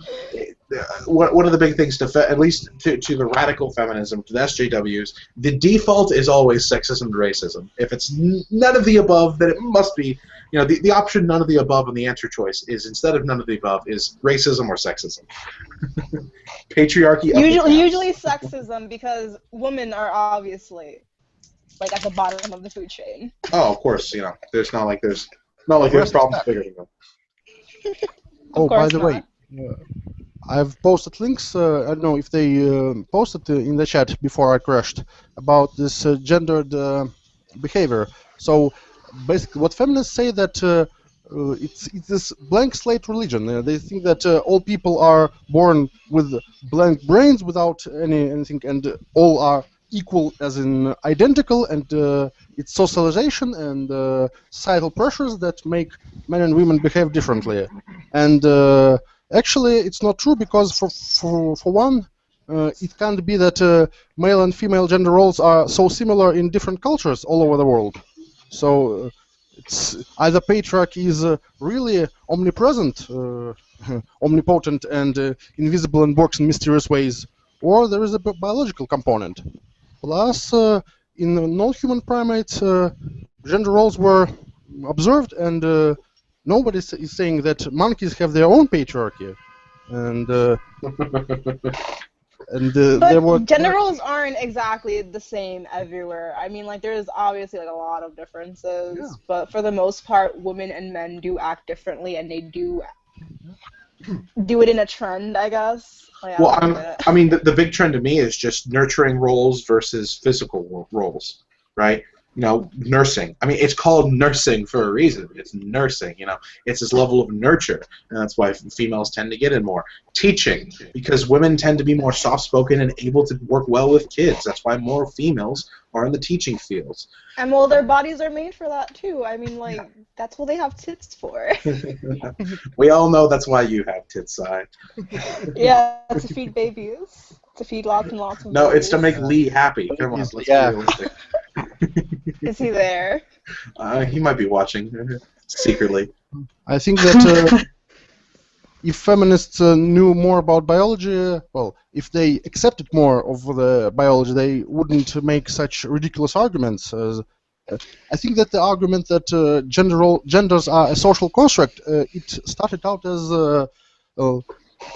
genders are biological, but there is a social component to that. So, for example, biology doesn't determine that women should wear pink and men should wear not pink. It's a societal construct, and several hundred years ago, it was the other way around. Men were wearing red and boys were wearing pink, so obviously it's not biological. But you know how SJWs, they just repeat, monkey see, monkey do. They repeat phrases. What was that? What was my phone, sorry. Oh. It buzzed. It would buzz really loud. They just repeat things they heard without thinking about them. So first was gender is social construct altogether, and then we have people like J.J. Talks who say that even biological sex is a social construct. Of course. Biological sex. This is the hint in the name. Biological sex. You think that they might take a hint and well, see, some gender roles are definitely a social construct, but gender itself isn't, and they don't understand that. Yeah. And by the way, society is not societal norms. Hello.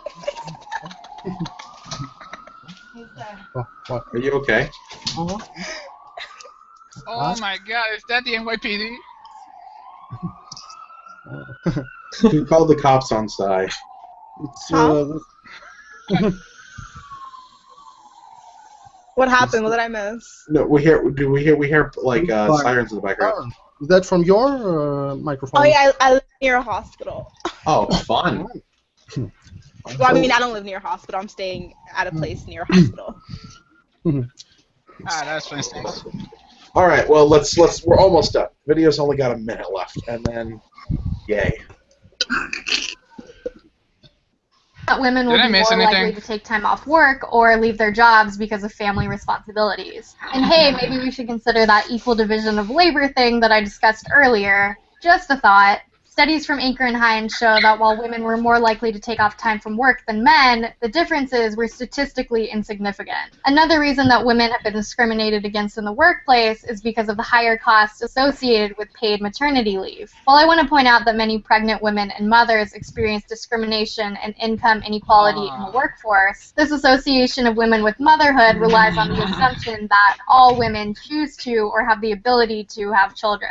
And I'm going to say it, assuming that all women make the same life choices, quite frankly, is a little sexist. The issue of women experiencing income inequality is a complicated one, but there are multiple steps we can take to fix it. These include, but are not limited to, equal division of household labor among couples, paid maternity and paternity leave, better access to childcare, legislation that brings women greater freedom in making their own choices in reproductive rights, anti-discrimination laws for women with disabilities, queer and trans women, and other sexual and gender minorities.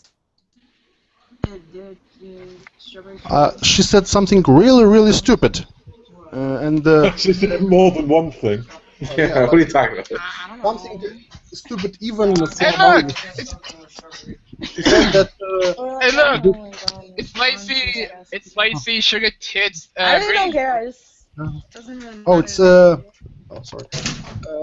She said that this explanation presumes that every single woman is going to be a mother, blah, blah, blah. It's statistics, it's average. So if it doesn't mean that all women have children, it's just large they're number. more likely to have children than men. Yeah, and statistically, if, for example, 70% of women have children, it will alter the whole. And even if 10% of women only had children, it would still alter, but not in the same way. But it's statistics, it's averaging. It's not like every woman gets I'll be right back. Check out my dog. one amount, and she talks about statistics and she doesn't understand the basic of statistics. How old is she? Like, who is she? Oh, she's a professional feminist. Is that like really I her think- job? Like, what does she do? Excuse me, guys. I think she's a student. I think I remember seeing her on a Sargon of a Cat bid. I think either she or another one of them is a student, college student. So this is what she does in her spare time, and she probably. Well, why is she trying to talk about economics if she's a college student and probably doesn't know shit about economics? Probably gender studies.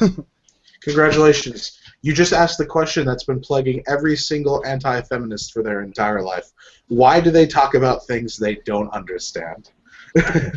I mean, like, I've never took econ, and I think I know way more than this chick. And I never even took econ. I mean, there's really just a basic understanding you have to have is that at the end of the day, companies do what costs them less and what makes them more. And if hiring all women would cost them less and make them more, they would do it. But they cannot. Right a fucking way. No. Because you cannot pay them less legally. Yes, because you can legally not pay them less, yeah. And besides, but speaking of that, one of the arguments, I always like to ask this question, and every time I ask it, I get another retarded reply. And one of the most retarded was from Big Landy, this one of the Mangina crew on Faithist, one of the Faithists. So, that was funny. So basically, what he said, I said, why don't companies hire exclusively women, pay them less than men for the same job, and get more profit just by cutting expenses? And he said, for the same reason that companies don't hire exclusively illegal immigrants. Because yes, they don't exclusively do it, but they do it more. They do it a lot more if they could. Yeah, that's the name, illegal immigrants. Hiring illegal immigrants would be illegal. And another retarded response I got was from Essence of Thought, another Faithist. He said that something like companies don't always do what's best for their interest because every single business owner is an idiot.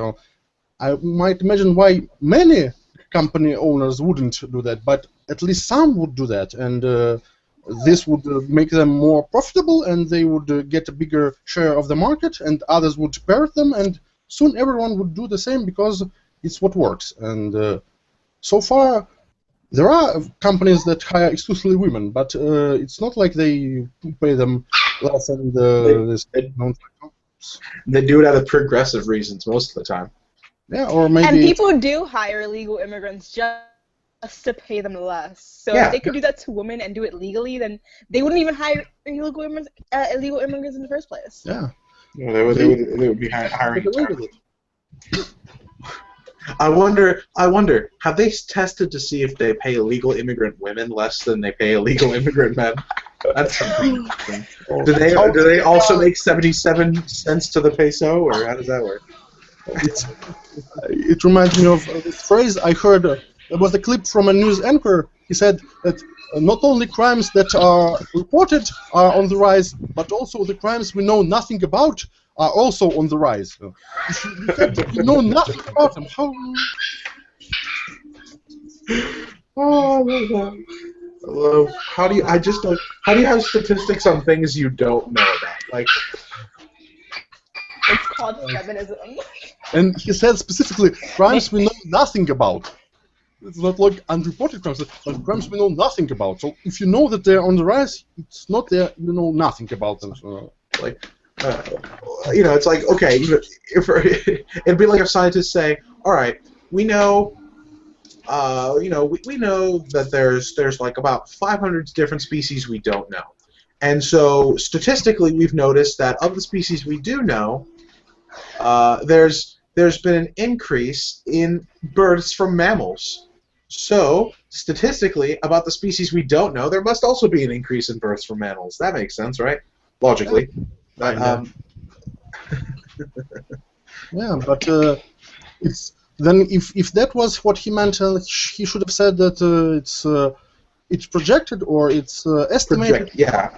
It's not like they know about it. It's like probably or possibly or even not certainly, but something like that. After long experience, logic is not a thing that you can associate with social justice warriors. It really isn't. Well, that news anchor wasn't, I don't know if he was a social justice warrior, but he was as dumb as them, for sure.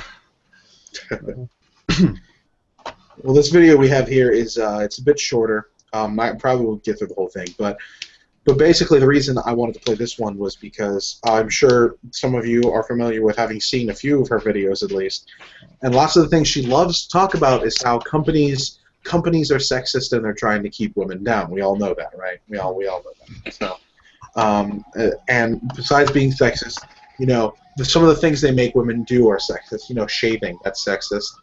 This idea of a bikini body, that's of course sexist, right? Isn't she trying to gain like a couple of pounds or something? But according to her,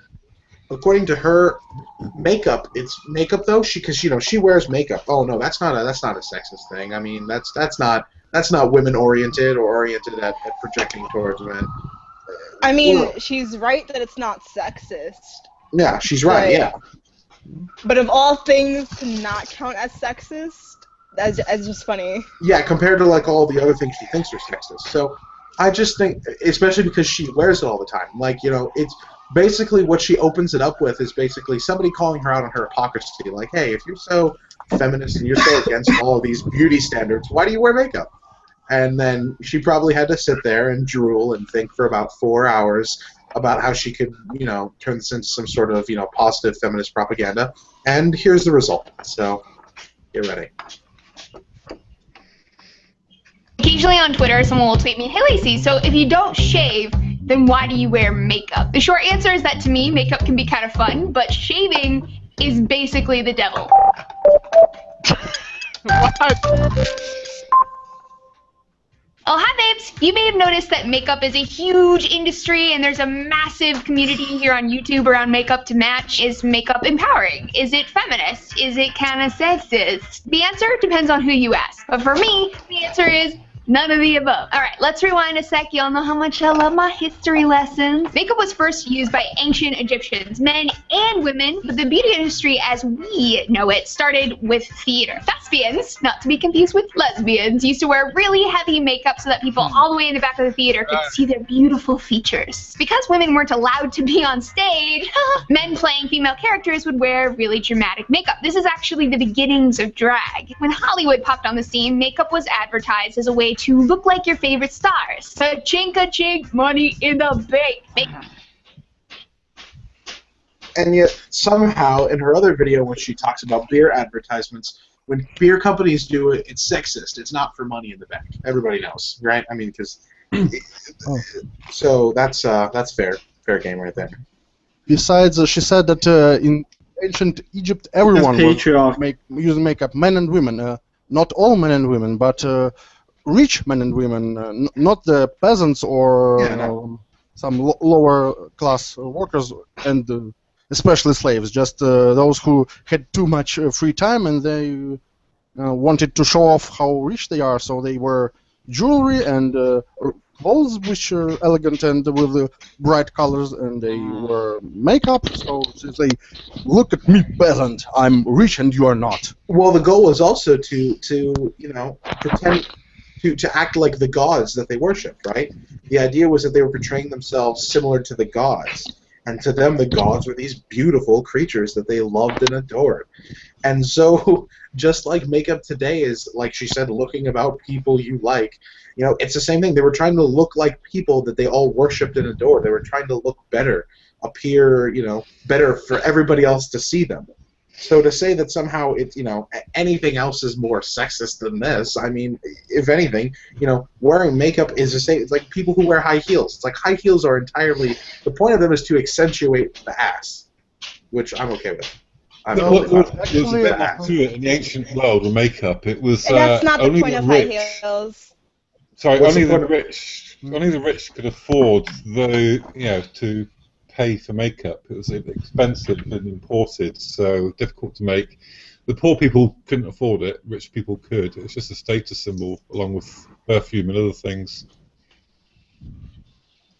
What you were saying? So, I mean, at least from what I've seen, what it does is it accentuates the ass. I mean, but I mean, I guess also to be taller compared to men.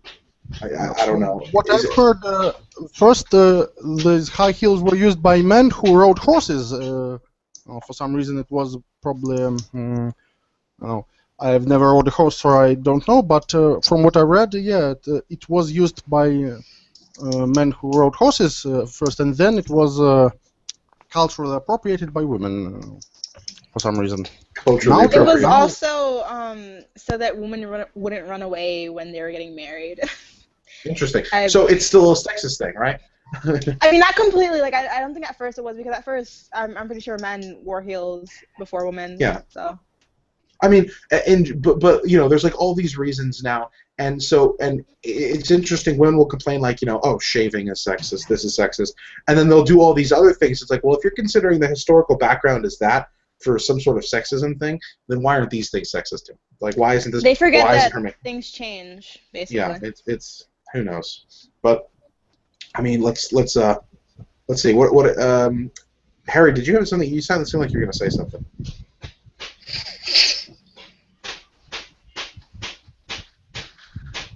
Harry. Maybe he died. He's just staring at me. So no, I've got nothing to say. Right. Oh, okay, there he is. There we go. It was a bit of a lag. Anyways, all right, let's continue. There's an interesting point here. Dude, mind if I add something? To gain weight or something because of her her views on body acceptance or something like that. No clue. I don't know enough about her to. I think that she's just following the trend. Feminists now are obsessed with body image, so she's jumping on the bandwagon because she's like that. It's ironic, isn't it? That's why. It's ironic. These women don't care about their bodies, and yet they Alright, actually, they don't care about their body image, and yet they're worried about it. So, basically, they're pretty much doing what their religion is not supposed to do. Well, when they say I'm a strong, independent woman, well, if you have to say it many times in a row, it's probably not entirely the case. I don't have erectile dysfunction. My penis is hard. I thought that was a joke at first. What? Alright, cheers, Craig.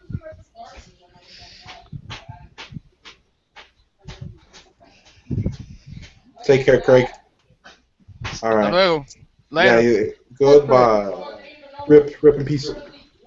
Okay, so let's finish with this video, shall we? But this is probably almost a good stopping point, so let's try to finish the video.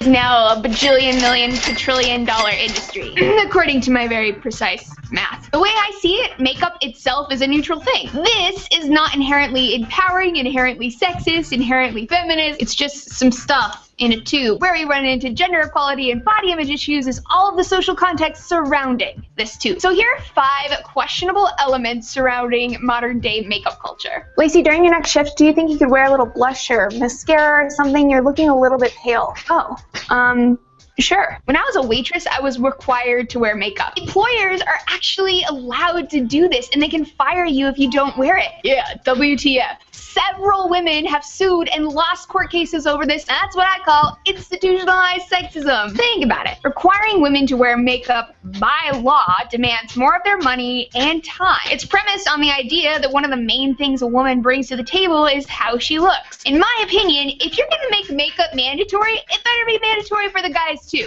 Oh my god, girl, are you okay? Are you sick? Let me just preface this by saying, for any of you who have attempted to get a job as a man, you may know that facial hair sometimes has to be kept in a certain way in order to keep said job. If you look unkempt as a man, just as you do as a woman, they will not let you work there. That's the thing. Yeah, it's Okay, waitress. but is that like isn't that like less expensive though than requiring to wear makeup? Shaving? I gotta shave every day if I want to keep my facial hair down. Yeah. Well, But isn't that technically less expensive? Than makeup? I think.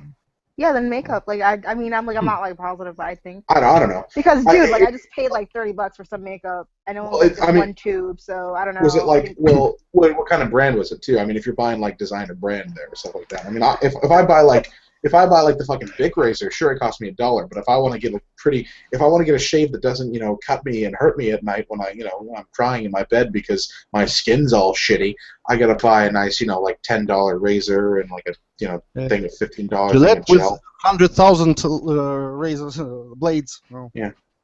I mean, like the industry for shaving, I think they spend like $1 billion on research for like each razor. Gillette has only released like 2 or 3 different razors in the last like 10-15 years because they have to go through like long ass periods of research for it. That's okay. Like they fucking bring in aerospace engineers for this shit. It's crazy.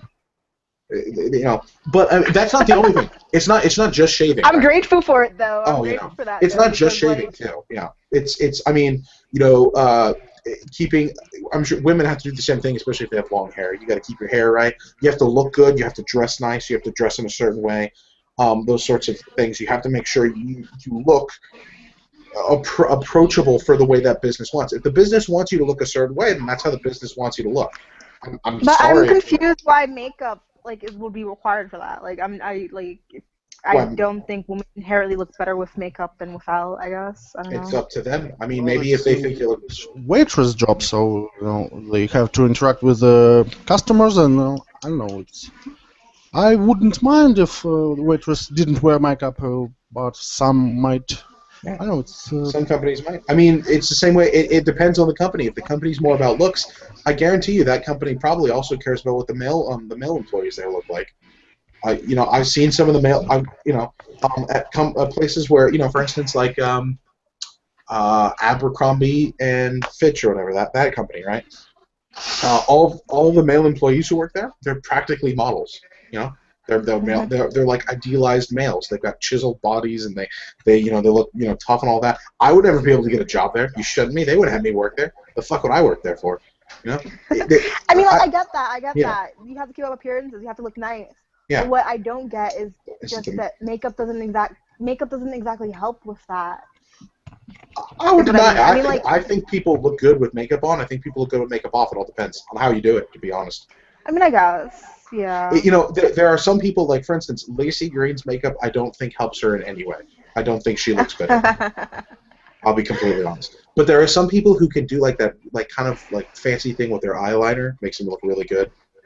That's a good drawing there, Lou. Check your And, like, okay, even if it requires makeup a job, then, like, there's also, like, really cheap brands. Like, there's this one, it's called Eyes, Lips, and Face, and it's literally the cheapest brand ever. It's called ELF, and I think, like, blush would be, like, $2. Oh, yeah, so there you go. Exactly, yeah. And so, sure, in some cases, do I think it being a requirement be stupid? Yeah, it would be stupid.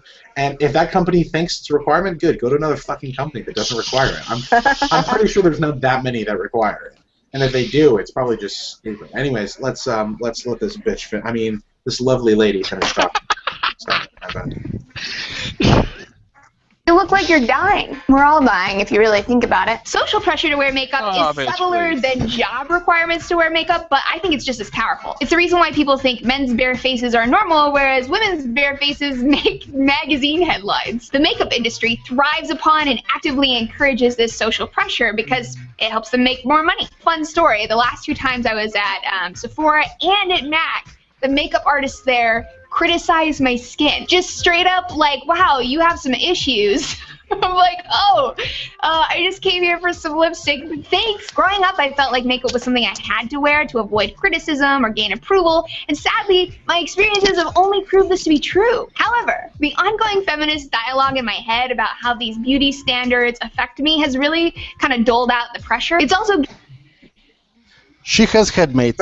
Yeah, that's what I was going to say. Feminist dialogue means schizophrenia. Is that what you mean? Or? Bitch, you crazy. But, Okay, to realize the where is, she said she went into Mac and Sephora. yeah, Sephora. I know there's a woman. Hold on, I'm sorry, that connection is weird. I'll be right back. Sai's, hold on. I'm sure Sai's got some. She, like, the minute she said something, Sai was like, the fuck is going on? So I want to hear what Sai has to say. Sai, I'm gonna try to watch my language since there's a lady in the chat. I don't give a shit. She doesn't give a fuck. She's not actually a lady. She's a boy. Oh, she's one of those lady boys from Bangkok. What? That's you're a lady boy, son. It's a social construct. I'm lady boy. A lady boy from Sorry, Bangkok. my connection was being weird. It's okay. What were you about to say about the Sephora thing? Oh yeah, no, I'm sorry. My connection was being weird. I was trying to fix it. She said that they criticized her skin at Mac and Sephora, as in like both of them at the same time, because they're two different stores. I'm very confused. The fuck she's talking about? I'm guessing she's saying she went in and they criticized her skin. Now, if you ask me, here's why. Because I'll tell you, I've been past companies that do this too. There was like this hair care product. Yeah, I went past this hair care product and they were like, oh, can I look at your hair for a second? It's like, oh man, your hair looks kind of stringy right there. You know, it's like they're not trying to insult me and call me an asshole. What they're trying to do is they're trying to make me feel a little bit bad about how I look, and then they're going to try to sell me something. But the thing is, I'm not an insecure bitch, and so I don't fall for that bullshit. I mean, if you aren't, you won't fall for it. That's dude, incredible. And like I go to Sephora all the time. No one ever says, "Oh my God, your skin looks awful." If anything, they're like, "Oh my God, your skin looks so great. Yeah, try this product; it will look even better on your skin." There's different ways of going. Who knows what she's experienced in her life? You know, the thing about anecdotes is just like, you know, I can say whatever the fuck I want. Like, you know, one time because I'm Italian, I went down to Sbarro Pizza, and they were like, "You look like you'd work here perfectly," and I was like, "That is racially profiling." And you can just assume that story actually happened. I am dead inside. Do you just do all these little drawings? Yeah. Hold on. Can you put up the other drawing you had? I want to use that as this. I'm gonna give me a second. This is here. I'm gonna open up my thing all the way. I want to. Is that lazy green? Do you have a scanner? I'm trying to get a good picture of this puppy. For the thing. Well, if you want to scan it. Oh yeah, dude, scan it and send it to me. That'll be. I want to make that the picture for this week's thing. Toast, bro. Why are her tits so big? I don't know, Sai. That's why. I can ask you the same question, Sai.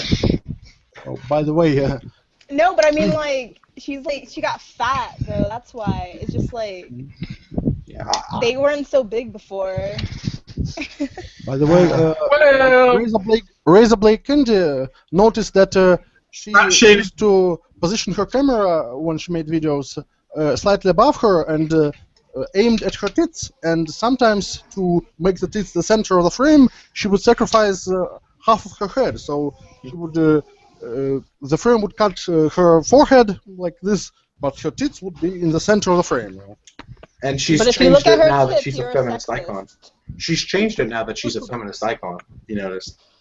If you notice now, the way she does it is she doesn't completely go off of her tits to seem like a prude, but because she doesn't want to pretend like that's a bad thing. But she gives you just a little bit of cleavage to show that she's not focusing on it, but she's a feminist empowered. She does she's this. Free.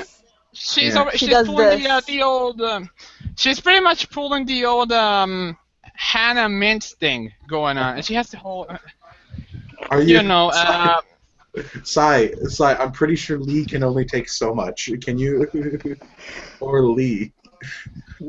She's pretty much taking the same approach as Hannah Mintz when it comes to her Japanese classes. Oh, I feel look. Who's that? Yeah, basically, look at my tits while I'm talking. Yeah, just Google it. All you'll see is tits. I mean, like if you Google her name, all you'll see is tits. Who's that? What's Hannah Minx. There you go. Yeah, all you'll see is tits. That's all you see. I saw her somewhere. In a YouTube, maybe. She used to be a big time YouTube person. There was a video a couple years ago about reply girls, people who would like make YouTube money by replying to videos, and literally all they were is they would just show their cleavage, and there were people who would make money this way. Like, literally, it's ridiculous. Oh, that's sexist, isn't that? Because guys can't do that. Yeah, guys can't do that. Well, actually, and the thing, I mean, they could, but... The question is, is it sexist that, see, females would say this. They would say the women themselves are empowering for having done it, but the men for watching it are sexist. Exactly. You can show off your tits, but if you look, then you're a sexist. Yeah, it's like this Emma Salkowitz disclaimer to her video. If you are watching this video for the wrong reasons, you are participating in the rape. No. I didn't know that participating in the rape would be so boring. What are the right reasons for watching it? Giving her attention and giving her money. Oh. Yeah. I guess I'm a rapist. Yeah, I'm a rapist too. Well, the only good part of that video was when she got bitch slapped. Oh. Probably I should have just rewinded to that moment and put it on. Can we show it on next week's Circle Jerk? Oh, please. Well, here, you know what? We don't need to watch any more of her stupid fucking video. We can go back to. I do want to see that thing that Gleb sent. The beautiful mangina. I have it up here now on my. This clusterfuck of discussion. This very logical and rational argument between you and this other gentleman. Oh. Let me screen share real quick. Am I Lacey greening correctly? Like, is this how she does it? A little bit more cleavage. About Lacey Green, I wanted to just say one thing, that she says it's societal pressure that makes it okay for men not to wear makeup, but it makes it not okay for women not to wear makeup. Well, she's kind of right, but kind of wrong. There was a time when men were expected to wear heavy makeup, like those aristocracy in the British Empire, those lords with the wigs, and they just... they looked very unmanly. Maybe that's where the legend about that the Navy is full of gays came from. Because when admirals wear wigs and dresses, those outfits were dresses, and silk stockings and high heel boots. So masculine. But also, she's forgetting. Yeah. Oh, you're talking. You go ahead. Okay. Oh man, I've actually got a big giant chat going on here. With I guess Lee is in the chat. He said I can't take much more.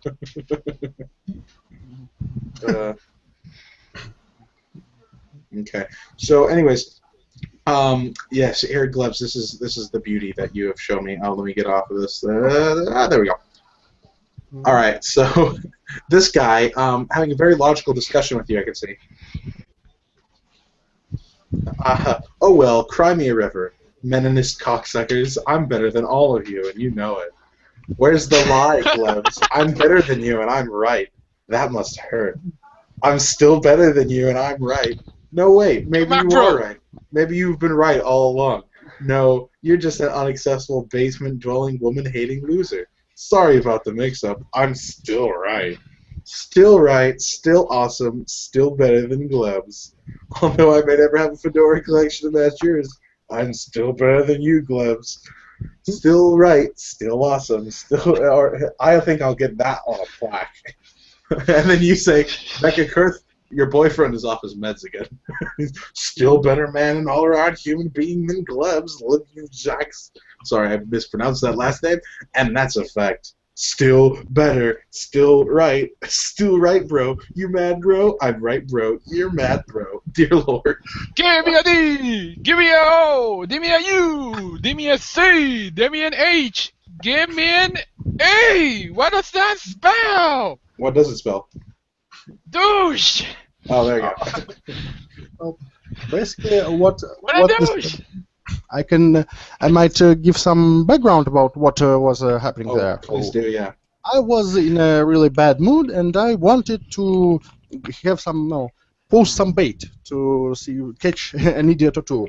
Now, I found a video where some entitled lady was bitching about, well, all the good men are gone, now they want to split the check when they go on a date, and I posted, well, I didn't post something I just posted what I thought, but made it more crude and a little less polite than some people would like. So I said that it's gender equality, so the shop doesn't accept returns. You've got it, and now you're stuck with it. Suck it up, Buttercup. Like that. And oh man. Well, it was kind of like bait. Well, it's kind of what I actually think, but it's kind of bait also, and it worked. So this guy was a friend of a friend, and you have opened this thread, and well, actually there are 2 sub-threads where he went on a tangent, and let me find it. Well, yeah. I'm reading. I've got it pulled up right here. Feminism about obtaining equal standing representation, and Nazism is about kittens, colorful balloons, and happy songs. Well, he didn't prove his point, so I can make some baseless assumptions too. Huh? He said that feminism is about gender equality. Huh? He didn't demonstrate it; he just said it. So there was this about gender pay gap, and he posted a link to the unbiased source, White House, because it doesn't matter that there's this President Barack Obama who wears the T-shirt that said "This is what a feminist looks like." Oh, it's totally unbiased. Let's see. Well, here I like this. He's like, okay, so the whole point is you disprove the gender gap, and then he says I could provide statistics all day, and you specifically answer to, oh my God, you guys can't keep calling me on this motherfucker. Watching on YouTube and have the chat up at the same time. Nice. This is not the calls chat. I don't know why he keeps calling. That is not the calls chat. Stop sending me. Stop calling in it. Dear God. Anyways, so yeah, and then you go on to. He goes on to say specifically here, women and men generally offer women fewer hours, fewer opportunities, and fewer benefits. Okay, first off, that's not the same working. Let's say that they actually do offer women fewer hours, as if they offer hours out. Like, hey, do you want to work 48 hours? Instead of men saying, I'm going to work 48 hours this week. You know, let's say he's right. They offer women fewer hours and fewer opportunities for advancement and fewer benefits. Let's say they offer less to them. Rather than women asking for less or not asking for more, it's them offering. Let's say that's true. That's still not evidence of a gap involving men to women being paid different amounts on the exact same job with the exact same position. They don't seem to understand what it means to have equal pay for equal work. They don't seem to understand what equal work is. I don't understand these people. Jesus. No. It's his way to like wiggle out of this uncomfortable discussion. So he wanted to say that women get paid less for the same amount of same work, and now he was disproved. So he tried to wiggle out now. Not then they are offering to less hours. By the way, could you increase the font size so it's easier to read? Yeah. This is when I just started shitposting because he was being kind of unreasonable. I like shitposting. Who doesn't? I love shitposting. Always tag me in the shitpost threads, by the way. Who is this hacker known as 4chan? Who is this hacker known as 4chan? Joke on that, darling. Well, when he said about Meninist Twitters. Yeah. Meninist Twitters. How do you copy paste things? Biological sex. This is so. Oh, that one. Yeah. Matt insults He actually said that?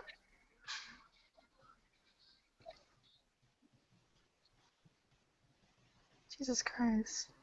Suddenly, a wild white knight appears. I like your what? Oh, apparently. So he goes and insults you first.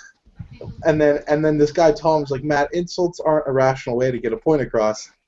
And then you respond, fine, you're a fucking white knight. And then he's like, all right, since we're dropping all pretense of polite discussion, after calling you fucking bullshit the entire time.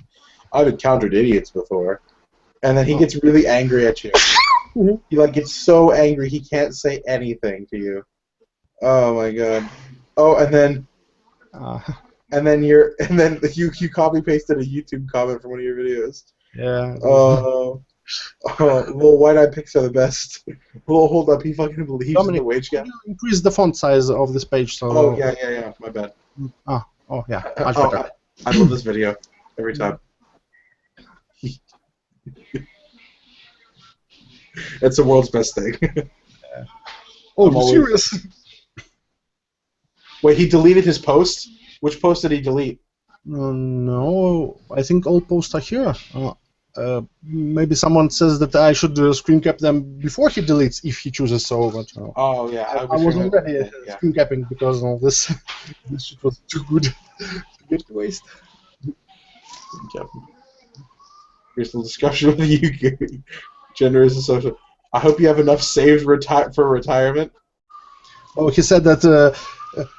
He implied that he'll post links to that everywhere, so my future employer would not hire me because I'm such a sogginist. My knees are so soggy. You know? Your knees are very soggy. Do you just have a bunch of YouTube videos of people laughing, my friend? Yeah. Oh my goodness, your evidence is shit. Your sample size is small. My evidence. A yearly reminder: wage gap is due to choice.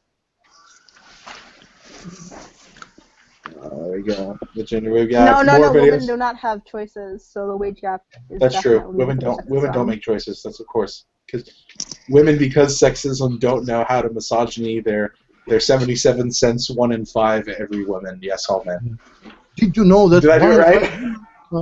1 in 5 women will be raped 77 times for each dollar a man makes because they are afraid of being called bossy.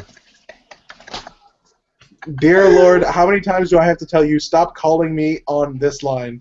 This is He not... doesn't know. God damn it, Ricardo. He's not watching. He's not watching? He's he's on the chat. Alright, I'm gonna tell him...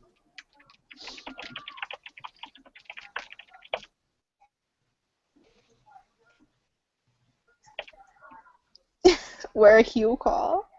Oh, fuck off. Well, what are you, plebs? I heard that Southerners like to pronounce where. It's like H. Where. With the foil hats. Good. Oh, I love this thread. All right, I'm gonna have to go through this like 100 times. I can't believe he just kept going. Like, I'm frustrated. I can see I'm getting nowhere with you. I genuinely believe in what I said, and I've tried to research it myself. I've heard arguments and counter-arguments and counter-arguments. My conclusion is that women get a raw deal here around the world. Do I think men here? Peddling. This is where he tries to like, all right, I'm sorry, okay? I'm sorry. Listen. Yeah, I wasn't trying to say it's all men's fault or anything. I get it. Just stop it. And then it's stupid. Hold up, dude. I'm just going through this, man. Oh, it's just some. So I'm trying to back out as gracefully as I can. Dominic, check your inbox. Okay, yeah, I'll see it. Let's see. Did you send me the pictures? Thank you. Perfectly. Yeah, I said. Oh, it's that one. I have a question. Oh, it's beautiful. I have a question. Yes. Oh, did you guys talk about the Charleston shooting already? Not yet. I figured we would probably close with that. It was just a small little bit. Oh no, I was hoping you guys already did it. I don't. Oh really? Okay. We did. I didn't. All I wanted to discuss was this article in relation to, which is that it's a woman. Like somebody had to make it a woman issue. Oh yeah. Somebody had to make it a woman issue. Like honestly, I don't. Yeah. Do I think it was a racist thing? Yes, I know. We know it was a racist thing. almost 100% sure it was a racist thing. But you know what? Yeah, Somebody look at this. Look at this. This right here. This sentence. This fucking sentence. This makes me angry. This sentence makes me angry. 6 black women were shot to death during a community prayer service by a young white man. That's it. That wasn't even. That's the sentence. That's the sentence. Wasn't there 9 people? Yeah. Ignoring the 3 men who died. Oh, look, except for here. 3 of the people who died were male. There we go. And 6 were female. Because that matters so much. That matters so much. That's what matters. Yeah, it's not enough that he was a racist. He obviously was also a sexist. They did the same thing when Elliot Rodgers shot. They counted. They had to count. They ignored the fact that 3 of the people he killed were men. They had to count the females. That was important. What was important is they counted the gender. How was that important? How is it important when people die? We count. We count. We take it. Let's take a number, okay? Let's put them into a category. Let's figure out physically how many of them did what thing and who did the other thing, right? I mean, I think it only counts with like serial killers, which ones were male and female. But well, if they kill 90% females, clearly that's part of their pattern. You're trying to catch them. But when you're looking at a massacre, somebody went into a room and shot a bunch of people. Does it really matter if you start counting how many girls there were and how many boys and how many blacks and how many whites? You know, I don't. I mean, unless he shot like 1 white person, then I don't think it really matters. Yeah, and obviously, it only matters if he shot a white person because this was a racist thing. But Jesus, wait, excuse me. Yeah. But didn't the guy say? You took over our country. You raped our women. You gotta go. Didn't he say that? That's apparently what he said, yeah. I find that hilarious. So it's rape culture. Basically, I'm sorry. Is it a feminazi? Feminazi killed it.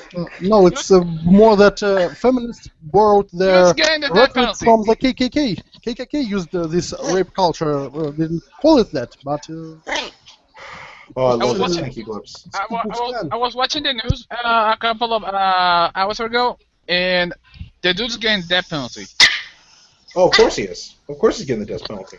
Wouldn't it be funny if he was a feminist? Oh, I think it'd be hilarious. He's like, I'm a feminist. I respect women. I apologize for killing those 6 women. It's like, I apologize for killing those 6 women. I meant to only kill the men. And all the feminists in the room stand up and applaud. God, I mean...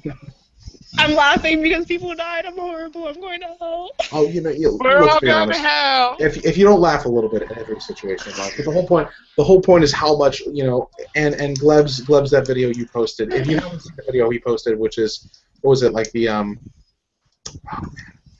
murder show. The murder show, yeah, the murder Mass show. Murder Show. The Mass Murder Show, which is a perfect video representing how much of a how politicized shootings become in our country. I mean, it's basically... the journalists. It's the media outlets are trying to make this thing an agenda against some group, like Republicans or stuff like that. Oh my goodness! And like Craig was saying, to be honest, I'm not indoctrinated, but I'm so familiar with race relations in this country because how much people on one side say it's a race issue, other people say it's not a race issue, that I don't realize that in other places it's not an issue. To other people, it's not an issue. Like, Sai, in England, like, they don't give a shit what the race is. Like, they really don't. Yeah, I know.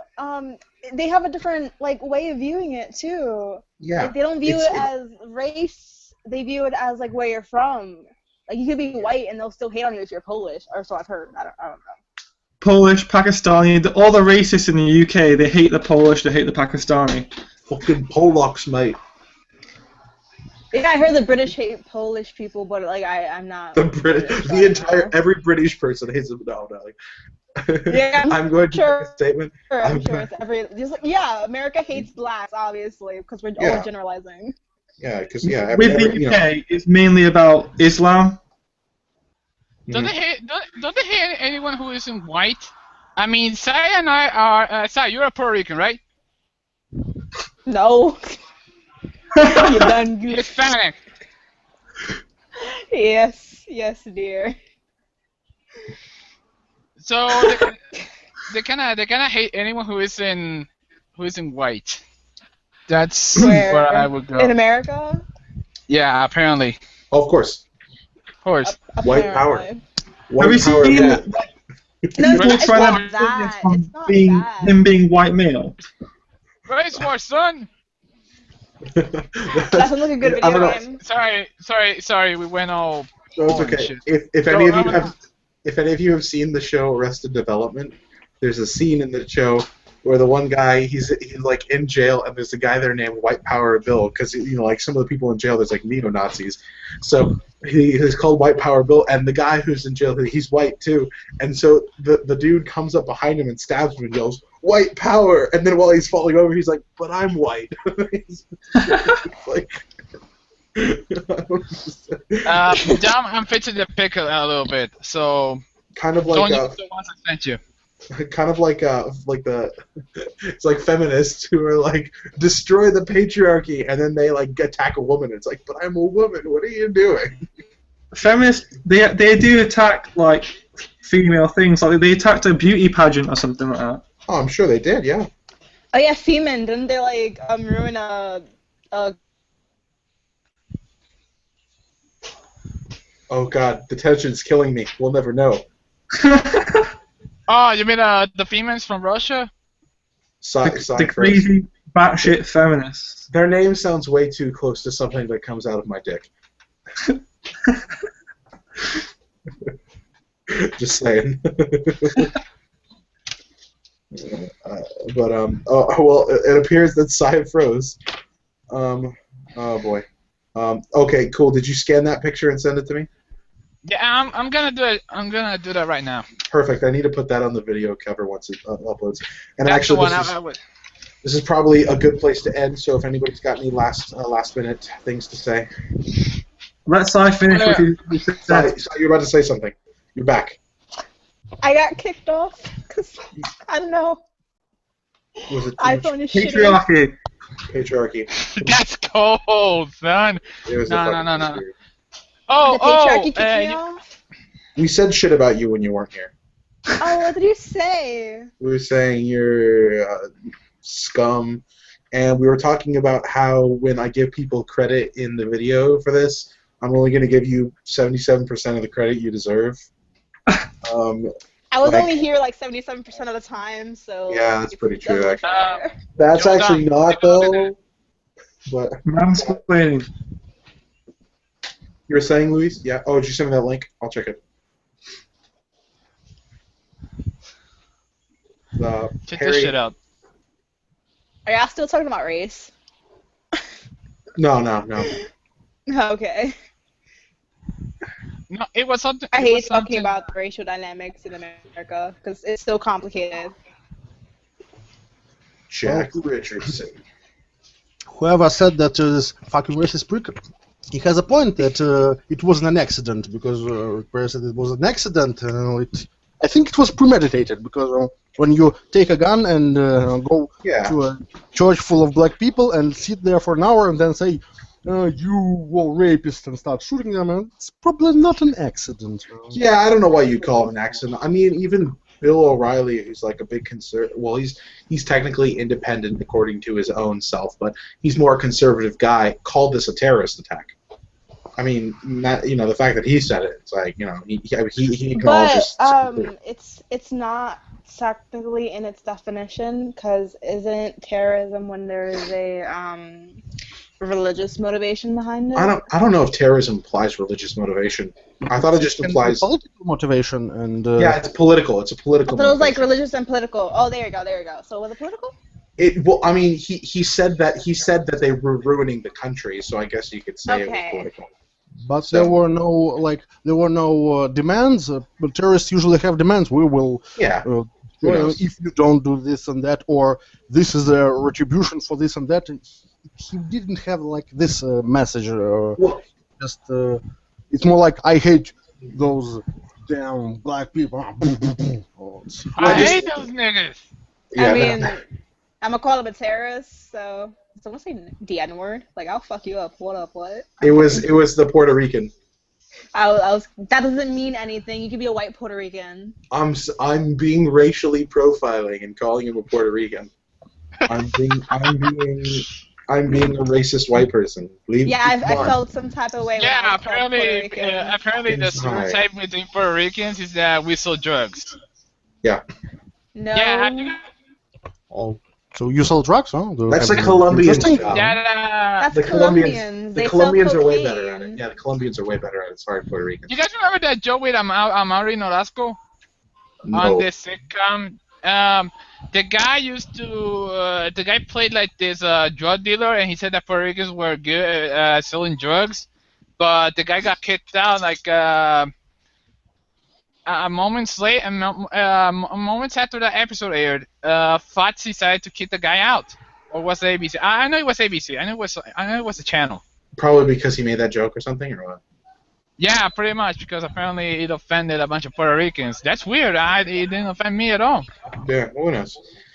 People, remember, it's always, I think it's a good note to leave off on. People, you take offense, you do not give it. Yes. That is. I mean, but you're allowed to be offended by things. You're allowed to be offended.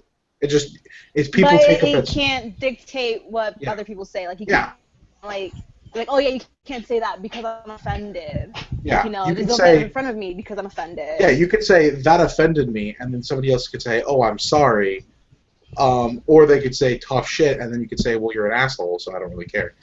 Unfortunately, an apology is not enough to these people. You can even apologize to these social justice warrior bitches, man. Never apologize to them. No, don't do it. Oh, don't fuck, do it. I'm so pissed at you. Don't do it. Otherwise, you're gonna end up like Will Wheaton. Will Wheaton. You're sorry? You're sorry? I've been a woman for 40 years of my life, and I never, you know. Anyways. No, wasn't it Will Wheaton, but this who directed the Avengers? This guy. That's Joss Whedon. Yeah. Will Wheaton's another man, Jonah. Yeah, I know, but what happened with Will Wheaton? I probably missed the story. Apparently the dude got castrated. He got castrated by his wife and hung in a basement. Oh no, I don't think that's true. He's still alive. Sadly. Castration? I don't think that sounds kind of harsh.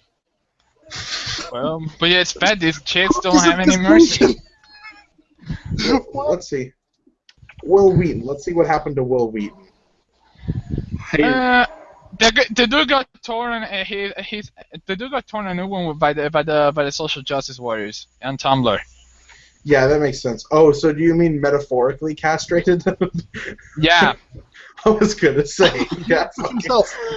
What does he do? Like, is he a writer? He's a nerd. He was on. He was on. What was it? Not Star Trek. It's that other really nerdy Star show. Trek. He was on Star Trek. Oh, yeah, he was on Star Trek. He was on The Next Generation. He was Wesley. Yeah, he was on The Next Generation. He was also. Yeah, shut up, Wesley. Exactly. That's what everybody needs to tell him. And then I thought he was also on that other. Shut up, Wesley. So yeah, he was on The Next Generation, and then he started hosting the show. He's a blackback. That's disgusting. He's the voice of radio journalist Richard Burns in GTA San Andreas. Let's see. Yeah, he's done a lot of voice stuff. He's the kind of guy. I mean, he actually plays games and shit, and he's gone to like Comic-Con and stuff. So he's the kind of guy who would agree with Anita Sarkeesian. Yeah. So. Then he deserves all he gets, I guess. Yeah. I feel kind of bad. Anyways. Oh, here it is. There it is. Well, I think Lee said something about it, but I can't go check what it is. Did you find it? The right one. Did Lee post it in the thingy? Yeah. I closed that window. I can't check. Oh. Yeah, I closed that window too. That's too many tabs open. Can somebody post it in this chat so I can pull it open? Anybody? Going once. I can't. I'm on my iPhone. No, I'm not talking to you. No, I have the link if you are talking about his when he wrote about Anita Sarkeesian in Time magazine. Oh yeah, he's the one who wrote about Anita Sarkeesian in Time magazine. Yeah, and it's lies from the first sentence. Anita Sarkeesian has played video games her whole life. Lie.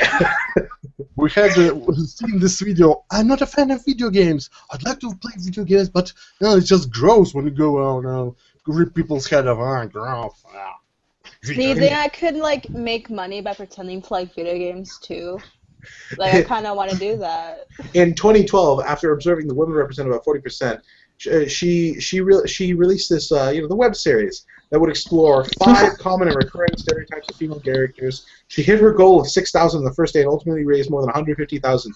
Where's the sentence where you mentioned she hasn't released all the videos and it's 2015? It's like 3 years behind schedule and 2 years behind schedule, and not even half of the videos are done.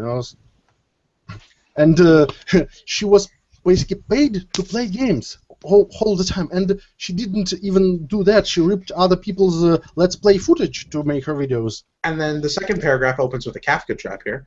The sexist comments on any article about feminism justify feminism. All right, sure.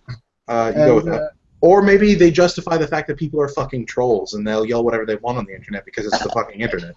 I don't know. Maybe that's it. Sometimes they say just the comments on any feminist video. Just they don't say sexist because any comments that are against feminism or aren't flattering enough are you can't say they are sexist, but they are justify feminism. And I thought you had to allow comments in order for there to be bad comments because she blocks all of her comments. I imagine that when some racist organization uploads a video, there are a lot of negative comments from people all over the world. Yeah, about those groups, yeah. We need more Ku Klux Klanism. Oh. More Ku Klux Klan. More white power.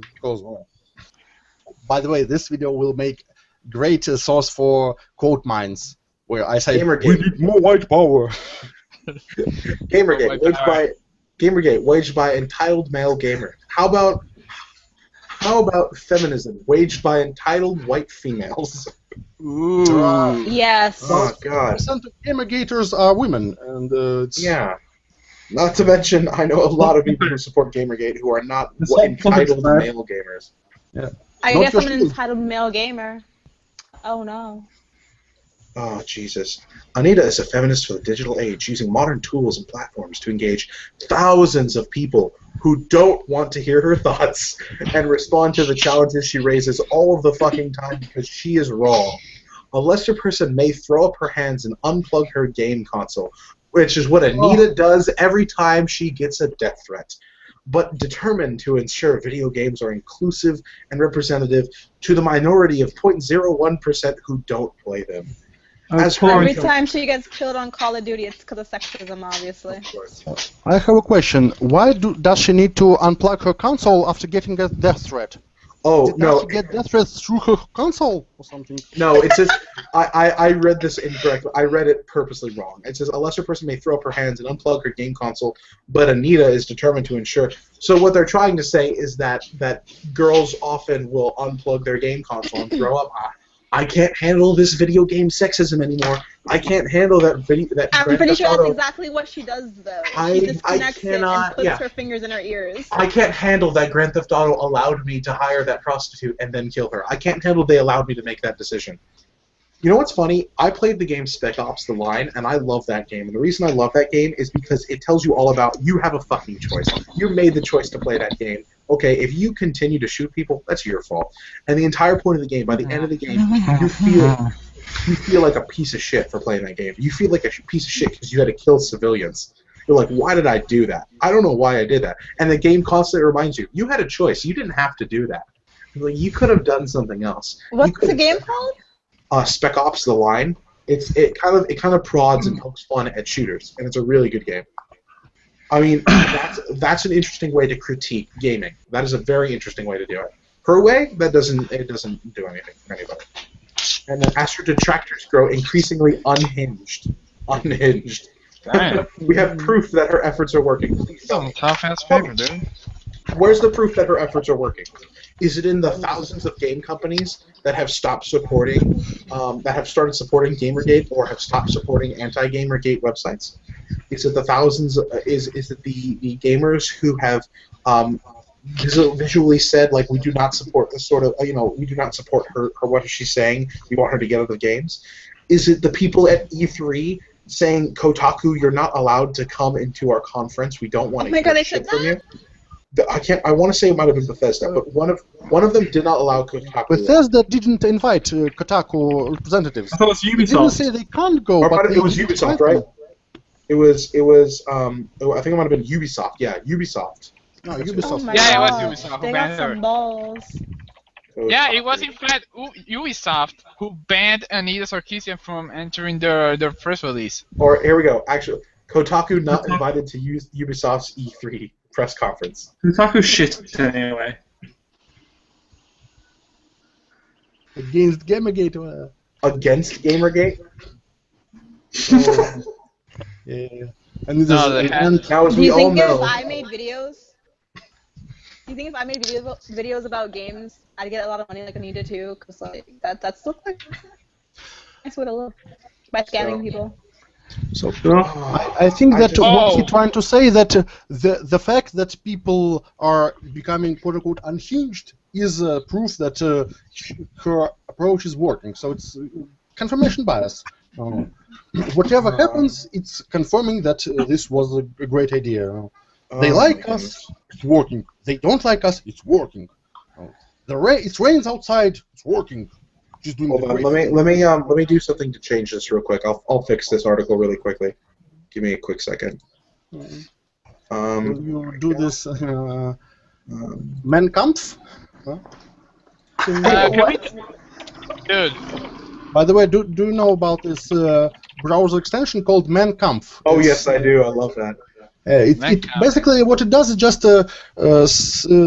substitute several words by other words to make feminist articles look like Nazi propaganda. And I saw the source code. It's very simple. It's just word substitution. But sometimes it works so great because many of those articles are already bigoted to the max, so it doesn't take much to turn them into Nazi propaganda. So basically, sometimes it's so perfect. I have somewhere screenshots of that, if I can find them. Sometimes it's so perfect that you would think that someone did it on purpose, but it's automated. It doesn't take much. So what you're trying to say is feminists are like Nazis. Well, I'm not saying. I'm just saying. You said it, Fräulein, so it has to be true. No, you can draw so many Nazis, comparisons to Nazis, so they have parallels. You are it's literally worse than Hitler. Well, it's like, for example, this article that after being Mein Kampfed, they call it, and it's titled "Only Nazism Can Stop My Sons from Growing Up to Hate Aryans." When we talk about raising Jews to grow into confident Jews, we need Nazism, not thinly disguised wrangling about adjusting them to the new equality, to bring them up not to hate Aryans. Oy vey, are you kidding me? Yes, specific guidance on raising Jews has sprung up as an awkward counterpart to Aryan activism. All we need is another Shoah, bro. That's all we need, another Shoah. In response to masculinity in crisis, it seeks not to be anti-Aryan, but to even up the balance sheet. Nazism for the Aryans, confidence boosting for the Jews. Who could argue with that? As an Aryan, I've never felt comfortable with this.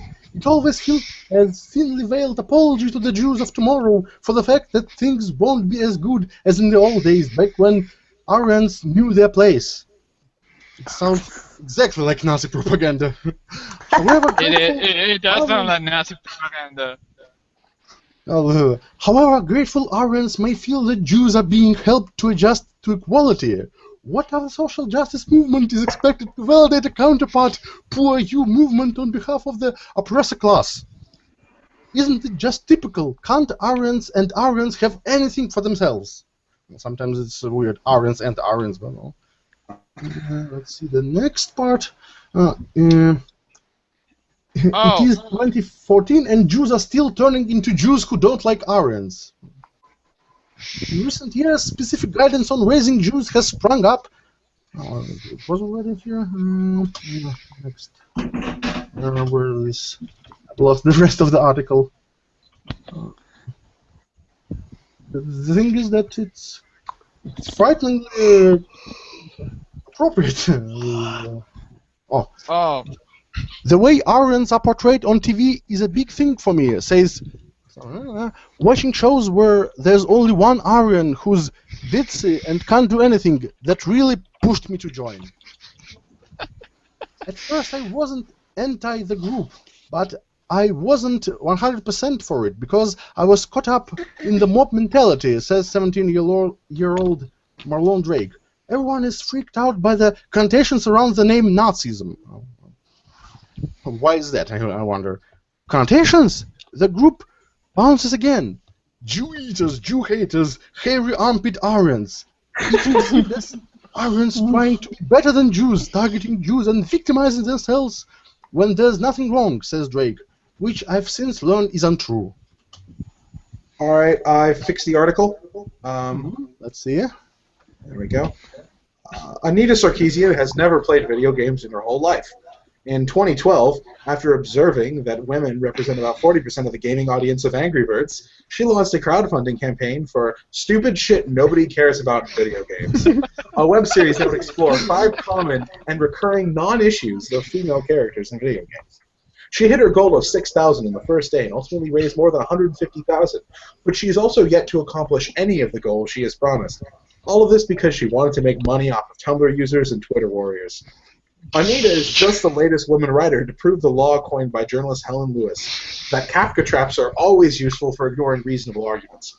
In the face of hysterical and childish abuse, Anita has retreated from multiple events because she's a damsel in distress. She continues to not speak around the world about the role of women in video games and popular media.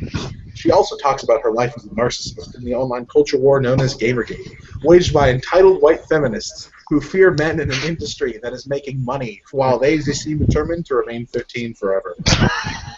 Anita is a huge piece of shit that knows absolutely nothing about video games. A lesser person may throw up her hands and unplug her game console, but Anita is determined to ensure that video games assimilate to her ideal culture. As her detractors find more and more evidence against her, we have proof that her efforts are futile. Oh, hold on, I forgot one thing. Wheaton is Let me fix this real quick. Let me fix this. While you fix this, let me read on this article. It was disheartening to see how little engagement the young Aryans had with Nazism, concluded a 2008 study of young British Aryans' attitudes toward Nazism. It was, they noted, uncool to call oneself an Aryan. Yet in the last 3 years, Nazism has reached a level of ubiquity in popular culture. Aryans found huge audiences online. Young celebrities now regularly discuss the topic, and overseas, polls had found that more people are identifying with the label. No similar poll appears to be taken in New Zealand. Approach changes too. Oh man, since we're talking about Anita, next week we should talk about women in video games, actually, from a fair perspective. Oh, that's a good idea. Very good idea. And I actually have some stuff about that too. Well, we might some critiques. Get more. I guess there are quite a few female gamers in the group, no? And so. I mean, I wouldn't call myself a gamer, but I do play video games often-ish enough. Ooh, Twitter is like. All right, there we go. That is perfect. I think I finished the article. I'm gonna go ahead and just make a quick screenshot. Motherfucker, you need to screen cap that for real. Oh, of course. There we go. Screen cap and save it. All right. This is gold, man. Yeah. I'll save that right in my file. You should work at Time Magazine. Oh, thank you. I'm sure they would love to have me on board. All right. The sad thing is, I really didn't change that many words if you were watching me edit this, which you can go back and watch. And as I edited this article, I really didn't edit too much. There were a couple ones that I just deleted full sentences. But there were some spots that I just left most of the sentence and changed a few words around. It's amazing how it completely worked just the same. Anyways, I think, oh man, my brain's getting tired, and I've got a party to go to because I'm sexist. I have to go, hit on women and be a misogynist and stuff, right? That's my job. I have one thing to point out. All right, go for it. What would you do if you had Cali Brooks' $1,560,000? Oh, well, I mean, those are for reparations because we all should know she suffered a great crime. Do I get reparations too? Oh, Sai, you don't because you're only like a part, right? Shush. Unfortunately, I can't get reparations either from the Spaniards because they raped and murdered people. Well, but don't forget, Kylie identifies as a woman, so really we should only make sure she raises 77% of that. Oh, that's fair. That's fair. Yeah, it's fair. She identifies as a woman, so we have to do it that way. I mean, if she identified as a trans-disabled woman. Yeah, trans-disabled woman. That's true. And I'm sure if we looked at the statistics of the disabled, they also earn less too. So we have to make sure they get less there. No, they actually do though. That's one thing they actually do. I'm sure they make less. Yeah. It's kind of illegal to pay them less. So then, okay. I wonder if these gender fluid and those transracial and transabled people, if someone gets caught fucking sheep and says, "I'm species fluid. It's not bestiality. Today I'm more sheepkin, so it's appropriate." Fuck sheep. I identify myself as a cobra. My pronouns are cobra, self. Cobra! I told you my pronouns. My pronouns are dick, dicks, and dick self. My pronouns are my lord and your highness. My lord, your highness.